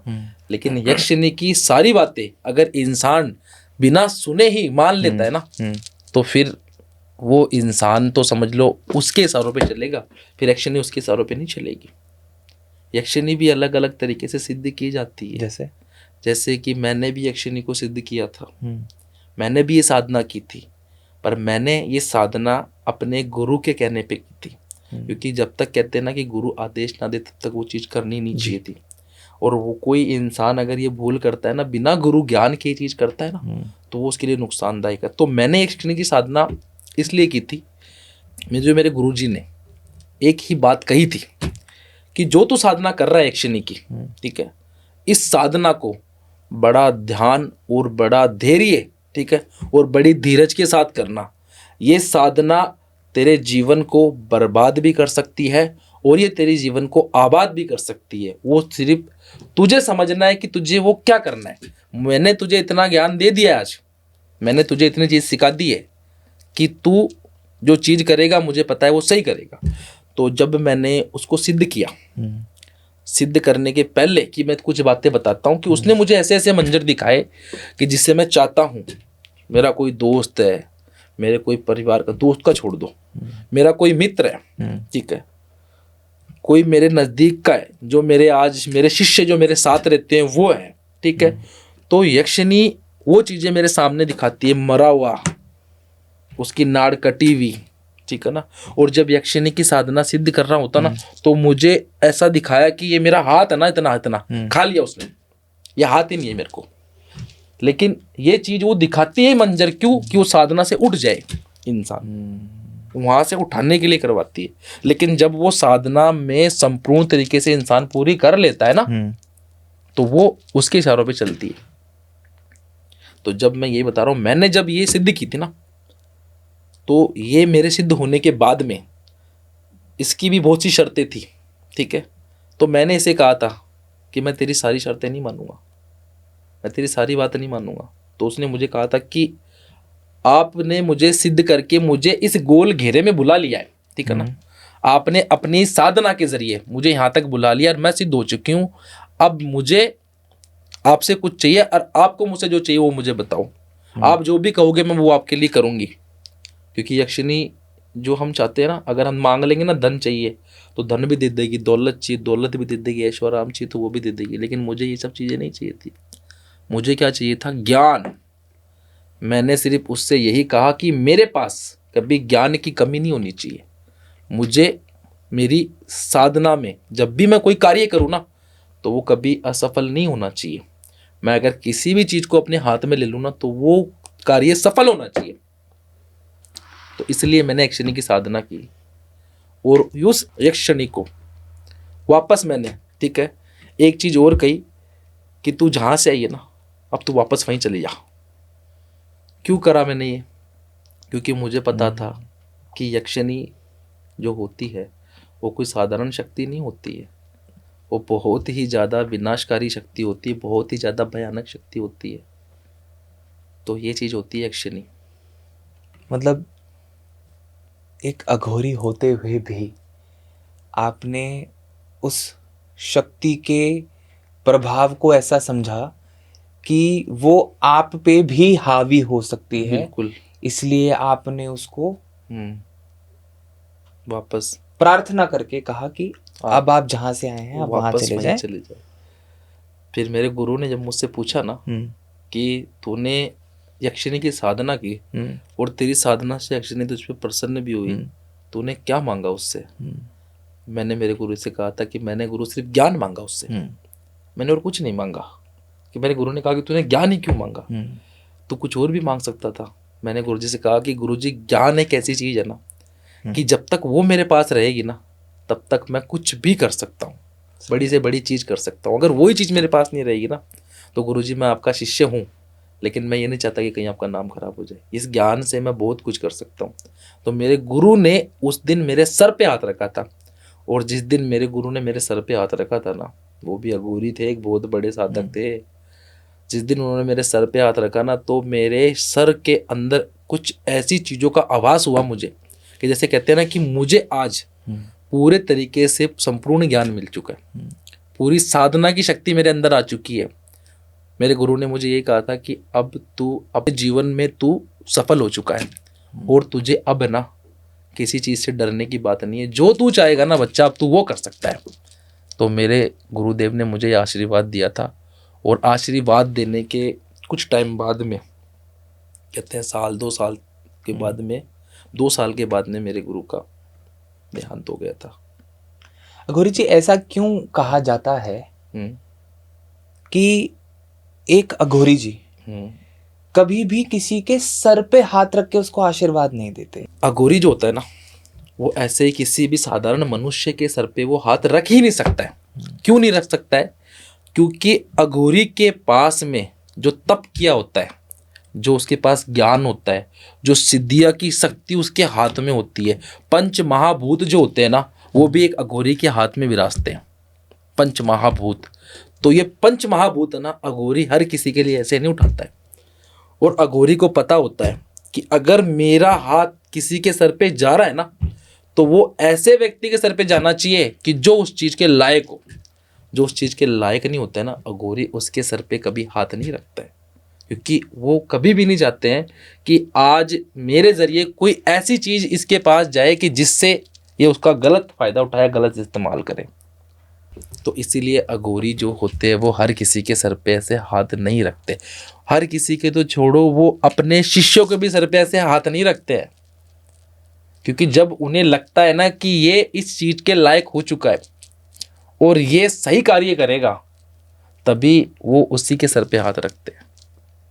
मेरे गुरु ने जिस दिन मेरे सर पे हाथ रखा था ना, उस दिन मुझे कहते हैं ना कि इन सारी चीज़ों से सारा ज्ञान आ चुका था।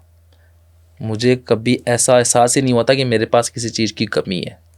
अघोरी जी, एक और साधना का नाम लिया जाता है और हाँ। कहा जाता है कि वह साधना भी अपने आप में ही काफ़ी ज़्यादा शक्तिशाली है।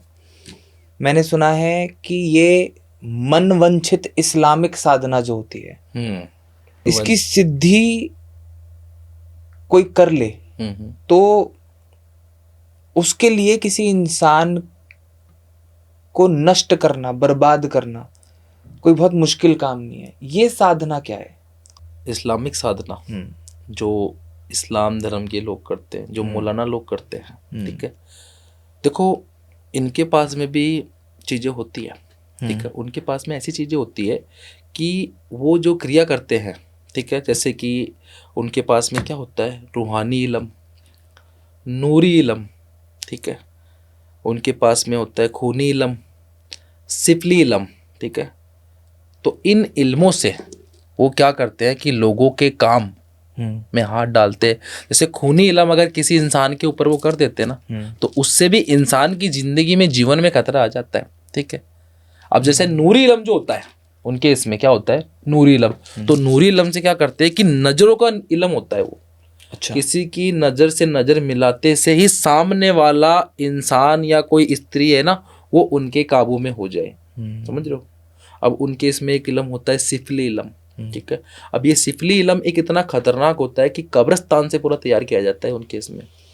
जो कब्रिस्तान के अंदर जो चीज़ें होती है ना, जैसे हमारे इसमें शमशान घाट होते हैं ना, तो वो कब्रिस्तान से सिफली इल्म को तैयार करते हैं। सिफली इल्म कैसे तैयार करते हैं आपको पता है? कब्र के पास में 7 फुट का गड्ढा खोदा जाता है। 7 कब्र के पास में? हाँ, कब्र के पास में 7 फुट का गड्ढा खोदा जाता है। और 7 फुट का गड्ढा खोदने के बाद में ना, जिस इंसान को दफना दिया है ना, ठीक है, उसकी सिर्फ कहते हैं ना, उसका एक नाखून जो होता है ना, वो मिल जाता है ना, उस नाखून से सिफली इल्म तैयार करते हैं पूरा वो।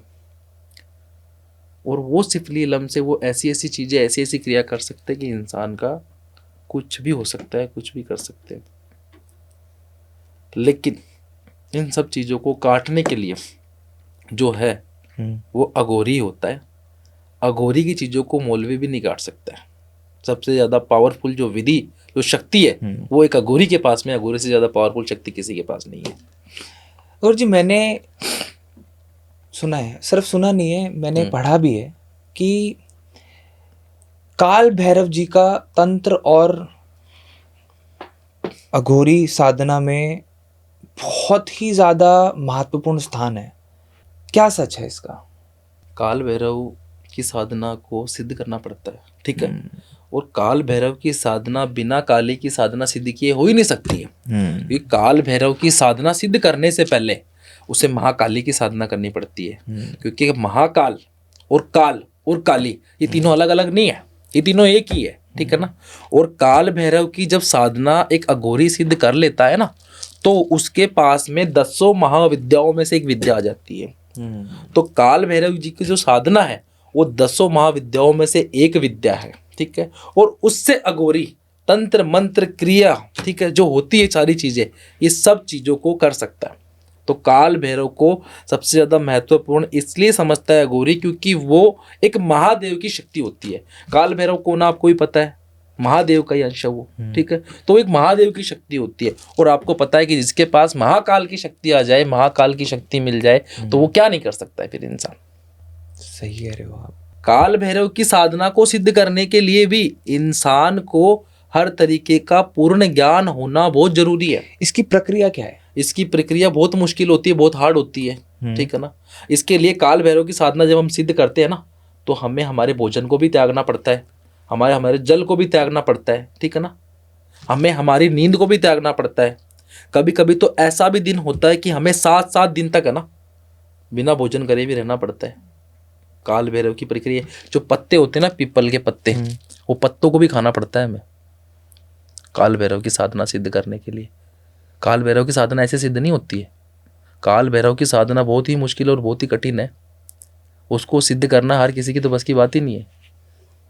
काल भैरव की साधना जब मैंने सिद्ध की थी ना, तो मुझे पता है कि अभी मैं जैसा आपको दिख रहा हूँ ना, मेरा शरीर इससे भी आधा हो चुका था जब मैंने काल भैरव की साधना की थी। तो मतलब उस समय मेरे सामने एक ऐसा मंजर था कि जब वो साधना में सिद्ध कर रहा था ना, तो मुझे ऐसा लगने लग गया था कि बस अब मैं साधना करते करते है ना शायद मैं बच नहीं सकता। लेकिन जो काल भैरव की साधना को सिद्ध कर लेता है ना, तो उसके पास में कहते हैं कि ब्रह्मांड की एक ऐसी शक्ति आ जाती है ना कि फिर उस शक्ति से वो अपना ज्ञान भी प्रबल कर सकता है और मनुष्य के लिए बहुत अच्छा भी कर सकता है, मनुष्य का कल्याण भी कर सकता है। काल भैरव की साधना ऐसी होती है कि जो इंसान होते हैं जो अपने जीवन में किसी चीज को लेके परेशान रहते हैं या कोई भी चीजों से, तो वो काल भैरव की साधना से सिद्ध होता है। बहुत से लोगों के जो प्रेम होते हैं, जिनके प्रेम विवाह होते हैं, वो भी काल भैरव की साधना से सिद्ध हो जाता है, ठीक है। अगर दो प्रेमी को मिलाना हो तो वो भी काल भैरव की साधना से सिद्ध हो जाता है। तो काल भैरव की साधना ये होती है। क्या काल भैरव की साधना से मृत्यु को भी नियंत्रण या टाला जा सकता है? जा सकता है कुछ समय के लिए। काल भैरव और अष्ट भैरव में क्या फर्क है, क्या अंतर है? काल भैरव जो है, मैंने आपको बताया कि वो तो शिव का रूप है, ठीक है। उसकी तो उत्पत्ति शिव से हुई है। अष्ट भैरव जो है उसकी उत्पत्ति कहाँ से हुई है? माता काली से हुई है अष्ट भैरव की उत्पत्ति, ठीक है। तो काल भैरव में ये फर्क है कि वो शिव से उत्पत्ति हुई है उसकी, और अष्ट भैरव की माता काली से हुई है। और माता काली की भी शक्ति छोटी नहीं होती। और अष्ट भैरव जो होता है, ठीक है, जैसे कहते हैं कि 52 भैरू होते हैं, आपको बताता हूँ मैं पूरा। 52 भैरू में जैसे मैंने एक बात बताई थी 64 जोगनियाँ, ठीक है। 64 जोगनी और 52 भैरू होते हैं, ठीक है। तो इसके अंदर जो कोई भैरू होता है ना, जिसको शराब, मदिरा, मांस ये भी चढ़ता है, ठीक है। और कुछ भैरुओं को ये नहीं लगता है। तो अष्ट भैरू जो होता है ना, 52 भैरू में से एक भैरू होता है। समझे मेरी बात को? आपने एक बात बोली कि काल भैरव की साधना अगर कोई इंसान करता है, उनकी पूजा करता है, तो उसमें शराब, मांस का भी भेंट चढ़ती है, भक्षण करना पड़ता है उसको। काल भैरव को तामसिक भोग क्यों लगाया जाता है? काल भैरव का जो रूप है वो रूप ही उग्र है, और काल भैरव को सारी चीज़ें लगती है। ये काल भैरव को सारी चीज़ें चढ़ती है, शराब भी चढ़ती है, मांस भी चढ़ता है, ठीक है। काल भैरव क्या करता है? दुश्मनों का संहार करता है, दुश्मनों को नाश करता है। तो काल भैरव की साधना जब सिद्ध कर लेता है ना इंसान, तो उससे अपनी किसी भी चीज़ों को पूरी करवा सकता है। इसीलिए काल भैरव को तामसिक भोग लगता है।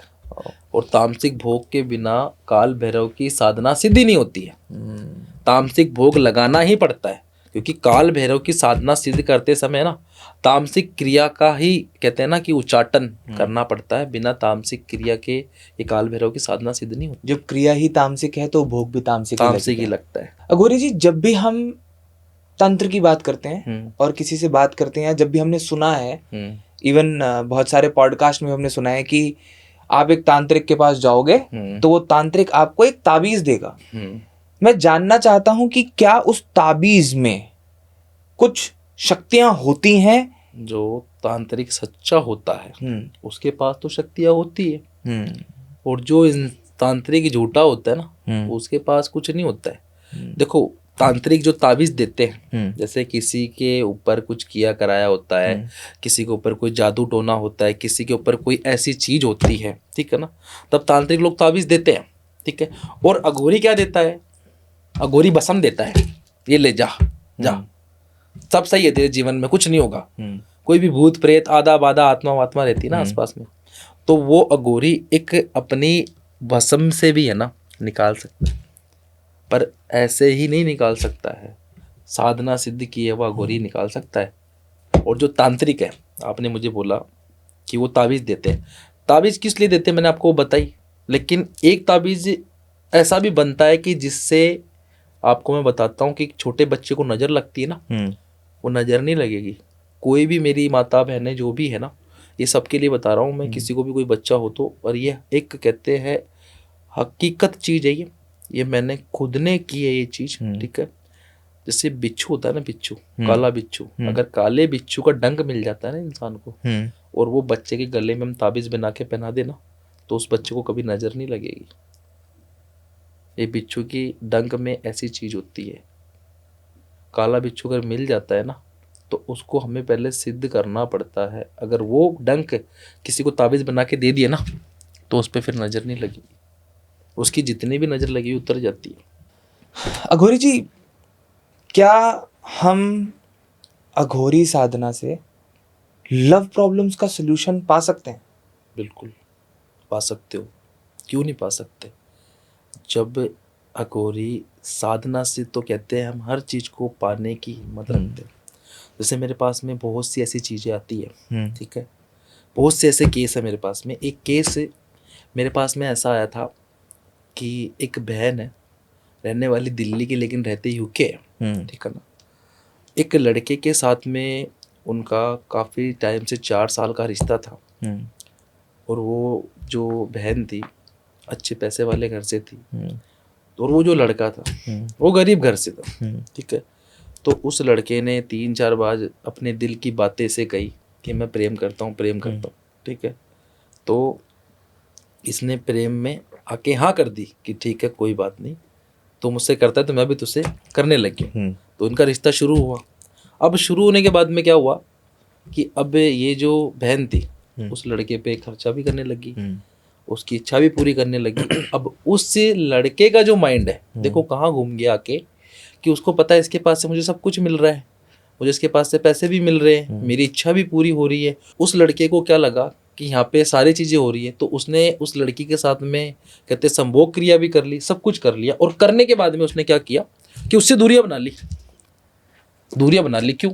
क्योंकि उस लड़की ने क्या किया, उसको बहुत सारी जो उसकी इच्छा थी ना, उसने लड़की ने पूरी कर दी। पूरी करने के बाद में लड़के ने उससे शादी का वादा किया था, वो भी तोड़ दिया। लड़की ने उसे एक अच्छा सा घर भी दिला दिया। घर दिलाने के बाद में वो लड़का है ना पूरे तरीके से पलट गया। अब पलटने के बाद में क्या हुआ कि वो बहन को मेरे बारे में बताया किसी ने, ठीक है ना, कि करण जी से बात करो आप। मेरा कोई जानकार ही था जिनके पास में मेरा नंबर था। ऐसे तो मेरा नंबर मैं देता नहीं किसी को, जानकार था। तो वहाँ से उन्होंने मेरा नंबर लिया और सीधा मुझे वीडियो कॉल किया। उन्होंने क्या किया? सीधा वीडियो कॉल किया। मैं उस टाइम मेरी तपस्या में से उठा ही था, और जैसे उनका मेरे पास वीडियो कॉल आया, मैंने उठाया, तो उठा के जैसे मैंने देखा ना, उन्होंने क्या करा, चाकू अपने हाथ पे से धर के रखा था, ठीक है ना। बस वो काटने की तैयारी में थी, पूरी काटने की तैयारी में। मैंने उसे बोला हुआ क्या है, ठीक है ना, पहले मुझे ये बता। उसके आंखों से आंसू ही आंसू निकल रहे थे, कुछ नहीं, बस वो रो रो के पागल हो गई थी पूरी। उसने मुझे यही बोला कि मैं मरने वाली हूँ। मैं बोला क्यों, क्या बात हुई? बोले मेरा प्यार मेरे से दूर जा चुका है। मैंने उसको बोला कोई बात नहीं, तू फिक्र मत कर। उसने क्या बोला, मुझे मेरा प्यार चाहिए, नहीं तो मैं मर जाऊंगी, मैं तो इसके बिना जी नहीं सकती। और मैं काफ़ी जगह जाके आ चुकी हूँ आपसे पहले, लेकिन किसी ने मेरा काम करके नहीं दिया। लोगों ने मुझसे सिर्फ पैसे ले ले, लेकिन काम किसने मेरा करके नहीं दिया। मैं आपसे बहुत उम्मीद और बहुत आस से आई हूँ आपके पास में। अगर आज मेरा काम नहीं हुआ ना, तो मैं अभी आपके सामने बस मेरा हाथ ही काटने आई हूँ, अपनी जान देने आई हूँ। बोला तुझे ऐसा नहीं करना है, तेरा काम होगा, तू फिक्र मत कर, तेरा काम होगा। तो उसने मुझे कहा कि मेरे पास में कुछ नहीं है देने के लिए, मुझे मेरा कुछ नहीं चाहिए मुझे तेरे से, और मैं तेरे से कुछ लूँगा भी नहीं, लेकिन जो क्रिया मैं कर रहा हूँ ना, मुझे इसमें जो सामान चाहिए ना बेटा, वो तुझे कैसे भी करके मेरे को अरेंज कराना होगा। क्योंकि एक अघोरी जो होता है अपना ज्ञान लगा सकता है, अपनी इच्छा से उसका काम कर सकता है, लेकिन कुछ चीज़ें अपने पास से ला के नहीं लगा सकता है। ठीक है, तो वो सामान मैंने उससे मंगवाया। सामान मंगाने के बाद में मैंने उसको बोला कि तुझे सिर्फ 3 दिन का इंतजार करना है। ठीक है ना, 3 दिन। देख, घंटे 2 घंटे में काम नहीं होगा, क्योंकि उसने मुझे बताया किसी ने घंटे का टाइम दे दिया, किसी ने 2 घंटे का बोल दिया, किसी ने 3 घंटे का बोल दिया। तो घंटे 2 घंटे 3 घंटे में काम नहीं होता। मैंने उससे कहा अगर तुझे घंटे 2 घंटे 3 घंटे में काम चाहिए तो मेरा फ़ोन काट के वापस जा सकती है। तो उसने मुझे कहा नहीं अघोरी जी, मुझे वो लड़का चाहिए, अगर वो मुझे नहीं मिला तो मैं मेरी जान दे दूंगी आपके सामने, वो तुझे जान नहीं देनी। ठीक है, उसको मैंने 3 दिन का समय दिया और 3 दिनों के अंदर उसका जो प्यार है उससे मैंने वापस मिलवा दिया, भगवान की कृपा से, महादेव की साधना से। ठीक है ना, आज उसका प्यार उसके साथ में है। उस पर मैंने सम्मोहन क्रिया की, लड़के पे सम्मोहन क्रिया करके उस लड़के को ऐसा कर दिया कि वो लड़का इसके बगैर रह ना पाए, क्योंकि लड़की ने उसको गरीबी की हालत में एक्सेप्ट किया था। अब लड़की के साथ में जब गलत हुआ तो मेरा भी दायित्व बनता है कि इसके प्यार को मैं इससे मिलाऊं। तो मैंने इसके प्यार को उससे मिला दिया और आज वो उसके साथ में खुश है। उनके तो बच्चे भी हो गए हैं। अघोरी जी, आज के समय में ज्यादातर किस तरीके की समस्याओं के साथ लोग आपके पास आते हैं? मैं मतलब थोड़ा सा इसको और गहराई से समझना चाहता हूँ कि जैसे हम सुनते हैं ना, मेरा ब्रेकअप हो गया, आते हैं। मेरी उसकी शादी तोड़वा दो। क्या ज्यादातर लोग सही कार्य करवाने आते हैं या गलत कार्य करवाने आते हैं? देखो, पहली चीज़ तो ये कि दुनिया में भगवान ने हर चीज़ 2 बनाई है। ठीक है ना, आप ये चीज़ ध्यान से सुनना। भगवान ने हर चीज़ 2 क्यों बनाई है? जब भगवान ने सुबह बनाई है ना तो शाम भी बनाई है, जब भगवान ने दिन बनाया ना तो रात भी बनाई है, भगवान ने इंसान गोरा बनाया ना तो काला भी बनाया है। तो ठीक है ना, तो दुनिया में 2 तरीके के लोग हैं ही। तो लोग अच्छा काम करवाने के लिए भी आते हैं और बुरा करवाने के लिए भी आते हैं। पर कुछ बुरे लोग जो होते हैं बुरा कार्य कर देते हैं, लेकिन मैं बुरा कार्य किसी का करता नहीं हूँ। मेरे पास अच्छे काम को जब मुझे ऐसा लगता है कि ये काम मुझे करना चाहिए तभी मैं कार्य करता हूँ, अन्यथा ऐसे कार्य नहीं करता किसी का मैं। ठीक है ना, और मैंने एक चीज़ कही थी कि 2 प्रेमी जोड़ा जो होता है ना उसको तो तुरंत ही मिलाता हूँ मैं ये सोचता हूँ कि तुरंत मिले तो उतना अच्छा है, क्योंकि मैं ये चीज़ को जानता हूँ अच्छे से कि इंसान किसी के प्रेम में पड़ जाता है ना तो वो उसके बिना रह नहीं पाता है। क्यों नहीं रह पाता है? क्योंकि उसको फिर वही चाहिए होता है, क्योंकि प्रेम चीज़ ही कैसी है, क्योंकि जब स्वयं महादेव माता सती के लिए कहते हैं ना एकदम विकराल रूप, ऐसा रूप धारण कर लिया था कि जब माता सती ने हवन कुंड में कूद के अपनी जान दी थी ना तब महादेव भी माता सती के लिए पागल हो गए थे। पता है कैसे? बताऊंगा थोड़ी कहानी सारी। तो ये कहानी भी एक प्यार की कहानी है, माता सती की और महादेव की। ठीक है ना, माता सती का और महादेव का, ठीक है ना, आपको पता है कि प्रेम कहानी थी ये। माता सती महादेव को चाहती थी, उनसे विवाह करना चाहती थी। वो तो एक आदि शक्ति थी। ठीक है ना, और उसका जन्म राजा दक्ष के घर में इसीलिए हुआ था कि ये महादेव से विवाह के लिए ही तेरे घर में मैं जन्म ले रही हूँ। माता ने वरदान दिया था और उसने उस चीज़ को हंसते हंसते हाँ करा था कि बिल्कुल मैं आपकी शादी जो है वो बिल्कुल महादेव से ही करवाऊंगा। लेकिन वो कहते हैं ना कि राजा दक्ष को पसंद नहीं था महादेव। वो वैराग्य थे, वो तो संत थे, साधु थे, बसम लगी रहती थी, गले में सर्प रहता था, तो वो चीज़ उसे पसंद नहीं थी। और कहते हैं कि महादेव ने ब्रह्मदेव का एक सर भी काटा था, तो दक्ष जो था वो ब्रह्म की औलाद था। तो उस चीज़ से वो और चिढ़ा था कि मैं महादेव को मेरी लड़की नहीं दूंगा। तो माता सती कैसे जैसे लड़ झगड़ के समझा बुझा के मना के, ठीक है ना, भाई करती है कोशिश, नहीं मानते। एक दिन क्या होता है कि भाई राजा दक्ष जी थे वो थे विष्णु के भगत बहुत बड़े, और माता सती थी महादेव की भक्त। एक दिन माता शिवलिंग की पूजा कर रही थी घर के अंदर, तो उसने कहा कि तू इसकी पूजा नहीं करेगी क्योंकि मैं इसको भगवान नहीं मानता। ठीक है ना, तो माता ने कहा कि मैं तो इसको भगवान मानती हूँ। तो उसने कहा कि मैं तुझे एक कार्य देता हूँ और ये तेरे बाप ने तुझे दिया हुआ कार्य है, तुझे इसको पूरा करना है, तेरे पिता की आज्ञा का तू उल्लंघन नहीं करेगी। उसने बोला ठीक है पिताजी मैं करूँगी। माता सती ने कहा, उसने 1001 कमल के फूल, ठीक है ना, माता सती को दे दिए। उस पर कहा कि विष्णु विष्णु विष्णु लिख दे। ठीक है ना, सब पे विष्णु विष्णु होना चाहिए। अब माता सती उस पर लिखती जा रही है विष्णु, लेकिन लिखा जा रहा है शिव शिव शिव शिव शिव शिव। जब वो आके देखता है ना तो सारे फूलों पे शिव शिव लिखा हुआ मिलता है। तो ये प्रेम की कहानी थी, ये प्रेम की ताकत थी। तो जब उनकी शादी हो जाती है उसके बाद में, जब वो फूल दिखते हैं ना, राजा दक्ष समझ जाता है कि अब मैं इसको दे देता हूँ। तो फिर उनकी शादी हो जाती है महादेव से। शादी होने के बाद राजा दक्ष सभी को अपने घर में बुलाता है, सारे देवी देवता को, सारे भगवानों को आमंत्रित करता है। उस आमंत्रित के अंदर सारे देवी देवता आते हैं, लेकिन वो अपने जवाई को और अपनी बेटी को नहीं बुलाता है। क्यों नहीं बुलाता है? क्योंकि माता ने उनके खिलाफ जाके शादी की थी और वो उनको पसंद नहीं थी। तो जब बुलाता है तो माता को ये बात पता चलती है कि मेरे पिताजी के घर पे आज ये चीज़ें चल रही है, ठीक है, तो मुझे आमंत्रित नहीं किया गया, मुझे बुलाया नहीं गया। तो जब माता को ये बात पता चलती है ना, तो माता आती है अपने घर पे पिताजी के पास में। तो पिता कहता है कि तू जैसे आई है ना, वापस वैसे बाहर चली जा। और घर के दरवाजे पे ना महादेव का एक पुतला बना के रखता है, वो द्वारपाल के रूप में, ठीक है।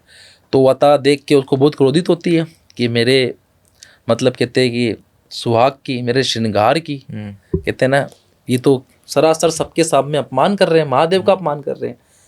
तो माता कहती है कि ये क्या किया आपने, ये मेरे जो श्रृंगार है, मेरे जो पति परमेश्वर है, तुमने इसका ये कैसा द्वारपाल के रूप में पुतला बनाया। तो वो कहते हैं राजा दक्ष भार्गव कि ये तो ऐसा है, ये उग्गड़ है, ये बस्मी है, ये कपटी है, पाखंडी है, मतलब बहुत ज़्यादा अपमान कर देते हैं सभी सभा के बीच में। तो माता रानी को गुस्सा आता है बहुत ज़्यादा, और गुस्से में आके ना माता रानी उस अग्नि कुंड में जान दे देती है कूद के। क्योंकि महादेव वहाँ नहीं जाते, महादेव माता रानी को जाने से पहले रोकते सती माता को कि तू वहाँ मत जाना, तू वहाँ जाएगी तो कुछ होगा आज। क्योंकि महादेव ये भी कहते हैं कि जहाँ बुलाया नहीं जाता ना वहाँ जाना नहीं चाहिए, बिना बुलाया मेहमान अच्छा नहीं लगता, चाहे वो सगी बेटी क्यों ना हो, ठीक है। तो जब माता सती उस अग्नि कुंड में कूद के जब अपनी जान देती है ना, तब महादेव क्रोधित रूप में आके राजा दक्ष का जो सर होता है ना, वो धड़ से अलग कर देते हैं, बकरे का सर लगाते हैं, और माता की लाश को, ठीक है ना, माता के शरीर को ले जाते हैं उठा के। और कहते हैं ना कि जब वो लेके चलते रहते हैं ना, तो विष्णु भगवान अपने सुदर्शन चक्र से माता के शरीर के टुकड़े कर देते हैं, ठीक है।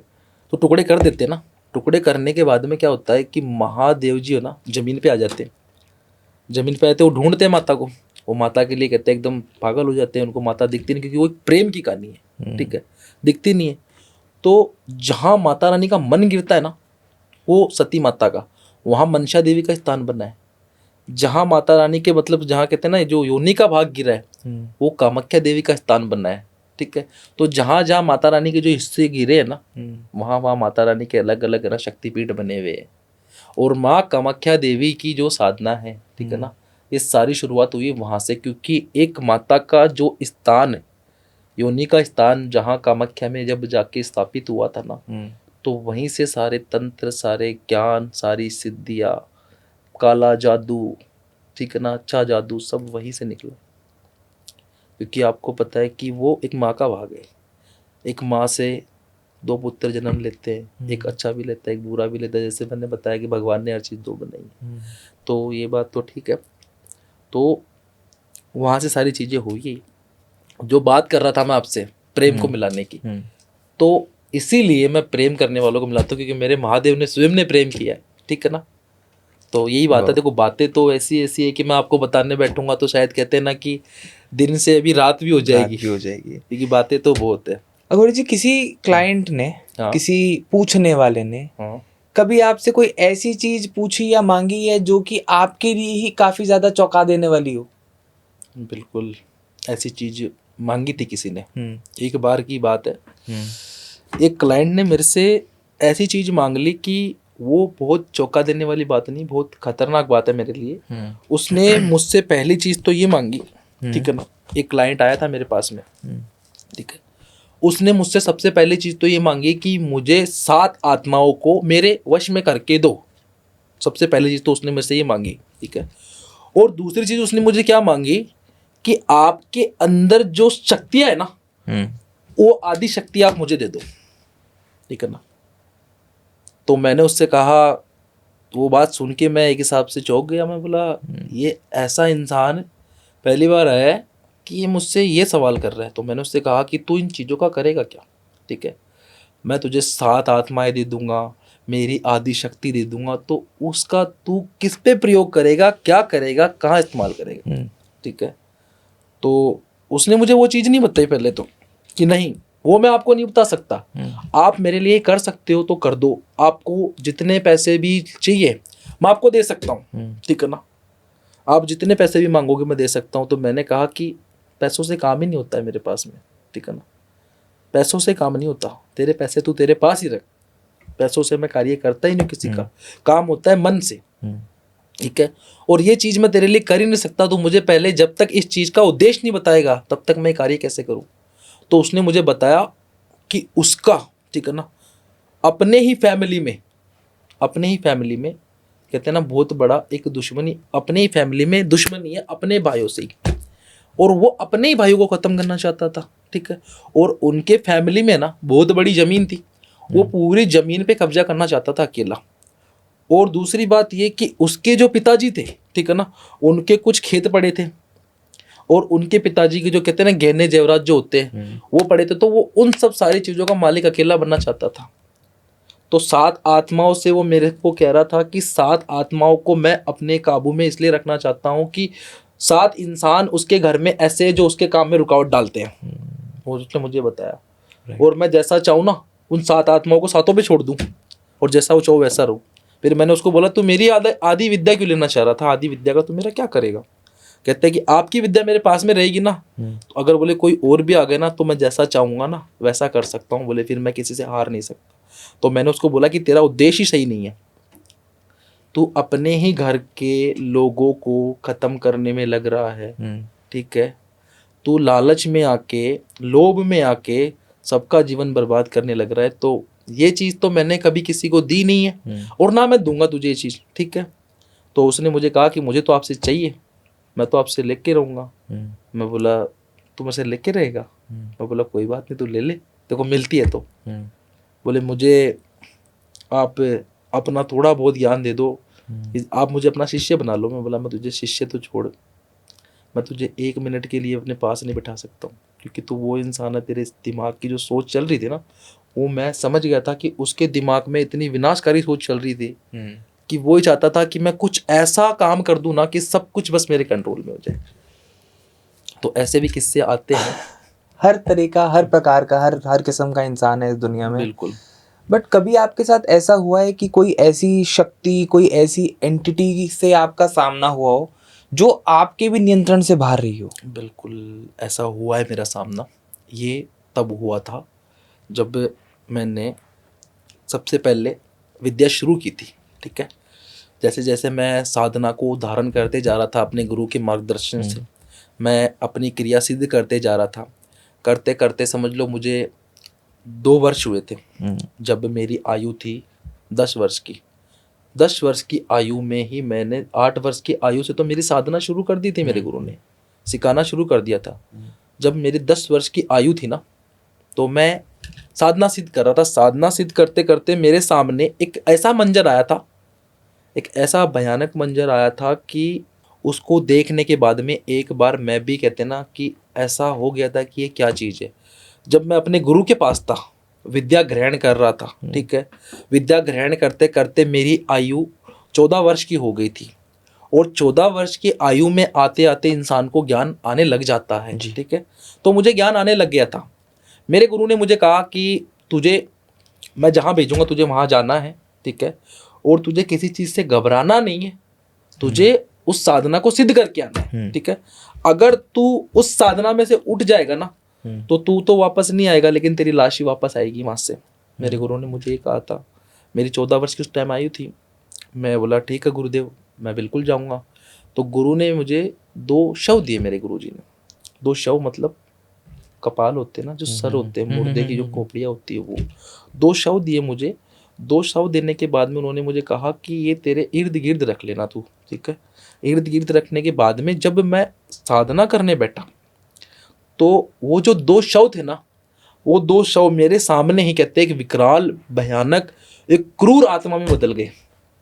क्रूर आत्मा में जब मैं साधना करने बैठा तो वो आत्मा इतनी भयानक थी कि अगर उसे हम देख लेना तो इंसान की, जैसे कहते हैं ना कि जो दिल है ना धड़कना बंद हो जाए वहाँ पे। और जब मैंने वो दोनों शव जो मैं अपने हाथ से लेके आया था, मैं साधना में बैठा था, वो मेरे ही सामने साधना करते करते वो इतनी डरावनी आत्मा में बदल गए थे कि उनको देखने के बाद में मैं भी एक बार सोच में पड़ गया था कि क्या चीज़ देख ली मैंने। गुरु जी, आज की इस पूरी चर्चा में हाँ। बहुत सारी चीज़ें समझने के लिए सीखने के लिए मिली हैं, बट अगर किसी को लगे कि उस पर कुछ गलत कराया गया है, कोई नकारात्मक ऊर्जा है जो उसको महसूस हो रही है, तो वो कैसे कैसे पहचाने कि सच में कुछ कराया गया है या नहीं, या फिर उसके खुद के मन की कुछ उपज है जो उसको ऐसा एहसास या अनुभव करा रही है कि ऐसा कुछ हो सकता है। देखो, सबसे पहली चीज़ तो ये, अगर किसी इंसान को ऐसे एहसास होता है कि उसके ऊपर कुछ किया कराया और वो कैसे पता करें हम, ठीक है, तो उस सबसे पहले ये चीज़ हमेशा ध्यान रखना कि इंसान के ज़िंदगी की जो खुशियाँ है ना, वो धीरे धीरे दूर होने लग जाती है, ठीक है। दूसरी बात ये, उसके काम धंधे जो भी वो काम करता है वो धीरे धीरे बर्बाद होने लग जाता है, घर में कलेश मच जाता है, घर में रोज लड़ाई झगड़ा हो जाने लग जाता है, ठीक है ना। घर में कोई भी एक दूसरे से प्रेम और प्यार नहीं करता है, सब एक दूसरे को नफरत की नज़रों से देखते हैं, सबके मन में एक दूसरे के लिए पाप आ जाता है। तो वहाँ ध्यान रखना कि वहाँ पे कोई ऐसी काली विद्या का प्रयोग किया गया उस घर के अंदर कि सामने वाला कोई भी पर्सन हो वो उस घर की बर्बादी चाहता है। समझ रहे हो? ये है इसके लक्षण, ठीक है, ये इसके लक्षण होते हैं। तो इससे पता चलता है, क्योंकि इंसान की ज़िंदगी है ना धीरे धीरे धीरे धीरे धीरे धीरे ना बर्बाद होने लग जाती है। लेकिन कोई कोई इंसान कभी कभी क्या करता है, इसे नज़रअंदाज कर देता है, कभी कभी ध्यान नहीं देता है, ठीक है। तो मेरा उनसे कहना है कि कभी भी किसी के साथ में ऐसी चीज़ होती है तो पूजा पाठ, भाव भक्ति, आराधना ये रखनी चाहिए।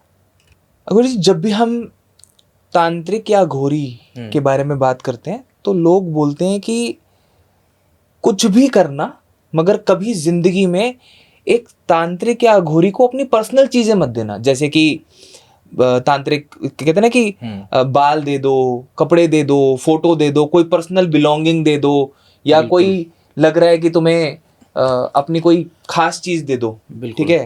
तो ऐसी सिचुएशन के अंदर क्या करना चाहिए? क्या ये चीज़ें देनी चाहिए या नहीं देनी चाहिए? देखो, कभी कभी क्या होता है कि किसी तांत्रिक का, किसी अघोरी का अगर उद्देश्य गलत होता है, कोई व्यक्ति गलत उद्देश्य से काम करवा रहा है, तो वहाँ तो ये चीज़ें देनी गलत है।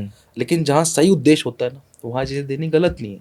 जैसे कि किसी के बाल के जरिए ना किसी के ऊपर किया करवाया भी दूर होता है, और किसी के बाल के जरिए किसी के ऊपर किया करवाया छोड़ा भी जाता है, ठीक है ना। जैसे कोई तांत्रिक होते हैं बहुत से, जैसे बाल से, फोटो से, ठीक है ना, और उसके कपड़ों से, उसके वस्त्रों से ऐसी ऐसी क्रिया करते हैं कि जिससे सामने वाले को मोहिनी में करना, वश में करना, ठीक है, उसके ऊपर कोई ऐसी चीज छोड़ना कि वो सामने वाले व्यक्ति जो करवा रहा है सामने वाले व्यक्ति के वश में रहे, और ऐसा कोई क्रिया करना कि उसके ऊपर, कहते कभी कभार क्या होता है किसी आत्मा का साया भी छोड़ दिया जाता है। लेकिन इन सब चीज़ों को दूर करने के लिए भी यही चीज़ों की जरूरत पड़ती है, ठीक है ना, क्योंकि ये चीज़ें ही वापस लगती है, क्योंकि जिस चीज़ से काम होता है ना उसी चीज़ से काम खत्म भी होता है, ठीक है।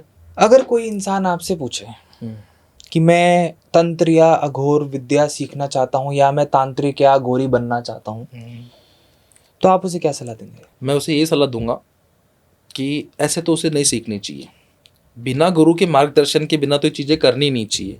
अगर कोई भी मेरे पास में भी अगर कोई आ जाता है और मुझे कहता है कि अघोरी जी मुझे आपका ज्ञान चाहिए, सीधा से चल के कोई मेरे पास में आ जाता है, मैं उसे मना कर दूंगा और मैं उसे कहूँगा कि तू मत सीख, ये चीज़ें तेरे लायक नहीं है। क्योंकि हर कोई इंसान नहीं कर सकता है, हर कोई इंसान के बस की बात नहीं होती है, और हर व्यक्ति इन कड़े से कड़े मार्ग पे नहीं चल सकता है, क्योंकि इस मार्ग पे चलने के लिए इंसान को अपना सब कुछ त्यागना पड़ता है। एक घर गृहस्थी वाला इंसान अगर मेरे पास में आके मुझे कहे कि मैं गुरु जी आपसे विद्या ग्रहण करना चाहता हूँ, आपके साथ रहना चाहता हूँ, तो नहीं हो सकता, वो संभव नहीं है। वो चीज़ वो उसके लिए नामुमकिन जैसी चीज़ है। एक छोटा सा बच्चा अगर उसको मैं बचपन से अपने साथ रखूँ तो उसके लिए वो संभव हो सकती है, लेकिन एक घर गृहस्थी वाला इंसान मेरे पास चल के आ जाए तो उसके लिए वो संभव नहीं है। अंत में मेरा एक ही सवाल है आपसे क्या जिस प्रकार का डर है लोगों में अघोरी नाम से, तांत्रिक नाम से, क्या एक इंसान को अघोरी से डरना चाहिए? देखो, मेरे कहने के अनुसार तो ये है कि इंसान को डरना भी चाहिए और नहीं भी डरना चाहिए। देखो, डरना इसलिए चाहिए कि अगर कोई इंसान किसी अघोरी से गलत लफ्ज़ों में या गलत चीज़ें, कुछ गलत बातें ऐसी बोल दे कि जो अघोरी को पसंद ना आई हो, ठीक है, उससे उसको क्रोध आ गया हो, गुस्सा आ गया हो, तो फिर तो मैं कहूँगा कि अघोरी से ज़्यादा खतरनाक कोई नहीं है फिर, ठीक है ना। और बात वहीं सेम तांत्रिक की भी आती है कि कोई भी तंत्र विद्या वाला इंसान जो है, हमें उसे कोई भी गलत चीज़, उसके साथ में कुछ गलत करने की नहीं सोचनी चाहिए, क्योंकि वो अपनी तंत्र विद्या और साधना से कुछ ऐसी चीज़ें भी कर सकते हैं कि इंसान की ज़िंदगी खराब भी हो सकती है। और अघोरी और तांत्रिक कुछ ऐसी चीज़ें भी कर सकते हैं कि इंसान की ज़िंदगी आबाद भी हो सकती है, वो अपनी लाइफ में खुश भी हो सकते हैं उन शक्तियों से, ठीक है। अगर उन्हें किसी तरीके से उनके मन को ऐसा लगता है अघोरी तांत्रिकों की उन्हें पीड़ा पहुंची है किसी बात से भी, तो वो चीज़ थोड़ी अच्छी नहीं होती है, ठीक है। तो मेरा कहना यही होगा कि अघोरी का तो देखो आशीर्वाद ही लेना चाहिए, तांत्रिकों का भी देख लो भी आशीर्वाद लेना चाहिए, लेकिन तंत्र साधना से थोड़ा सा, जो तांत्रिक की साधना जो होती है ना, उससे थोड़ा सा दूर रहना चाहिए। और अघोरी जो विद्या होती है, ठीक है, वो तो कहते हैं कि एक ऐसी शक्ति होती है कि वो तो शिव की शक्तियाँ होती है। अघोरी जो चीज़ें करता है वो सबसे कहते हैं कि उसके चीज़ें तो कोई कर ही नहीं सकता, और तांत्रिक से बहुत ही ज़्यादा जो शक्ति होती है वो एक अघोरी में ही होती है। आज के लिए मैं एक आखिरी सवाल पूछूंगा और उसके बाद आज के पॉडकास्ट को समाप्त करेंगे। जो मैं चाहता नहीं हूँ, कहीं ना कहीं हम करीब करीब काफ़ी देर से हम काफ़ी सारे विषयों के बारे में बात कर चुके हैं। अघोरी जी, अगर कोई इंसान आपसे संपर्क करना चाहता हो, किसी इंसान के जीवन में किसी तरह की परेशानी हो जिसके लिए वो आपसे सलाह लेना चाहता हो या उसका उपाय कराना चाहता हो, तो आपसे कैसे संपर्क कर सकता है? देखो, सीधा तो मुझसे संपर्क कर ही नहीं सकता, ठीक है। सबसे पहले अगर मुझसे संपर्क करना है तो सीधा संपर्क होगा मेरे शिष्यों से, और मेरे शिष्य के ज़रिए ही आप मुझसे संपर्क कर सकते हो, ठीक है। क्योंकि डायरेक्ट तो मेरा नंबर तो कहीं मैं देता ही नहीं हूँ, ठीक है।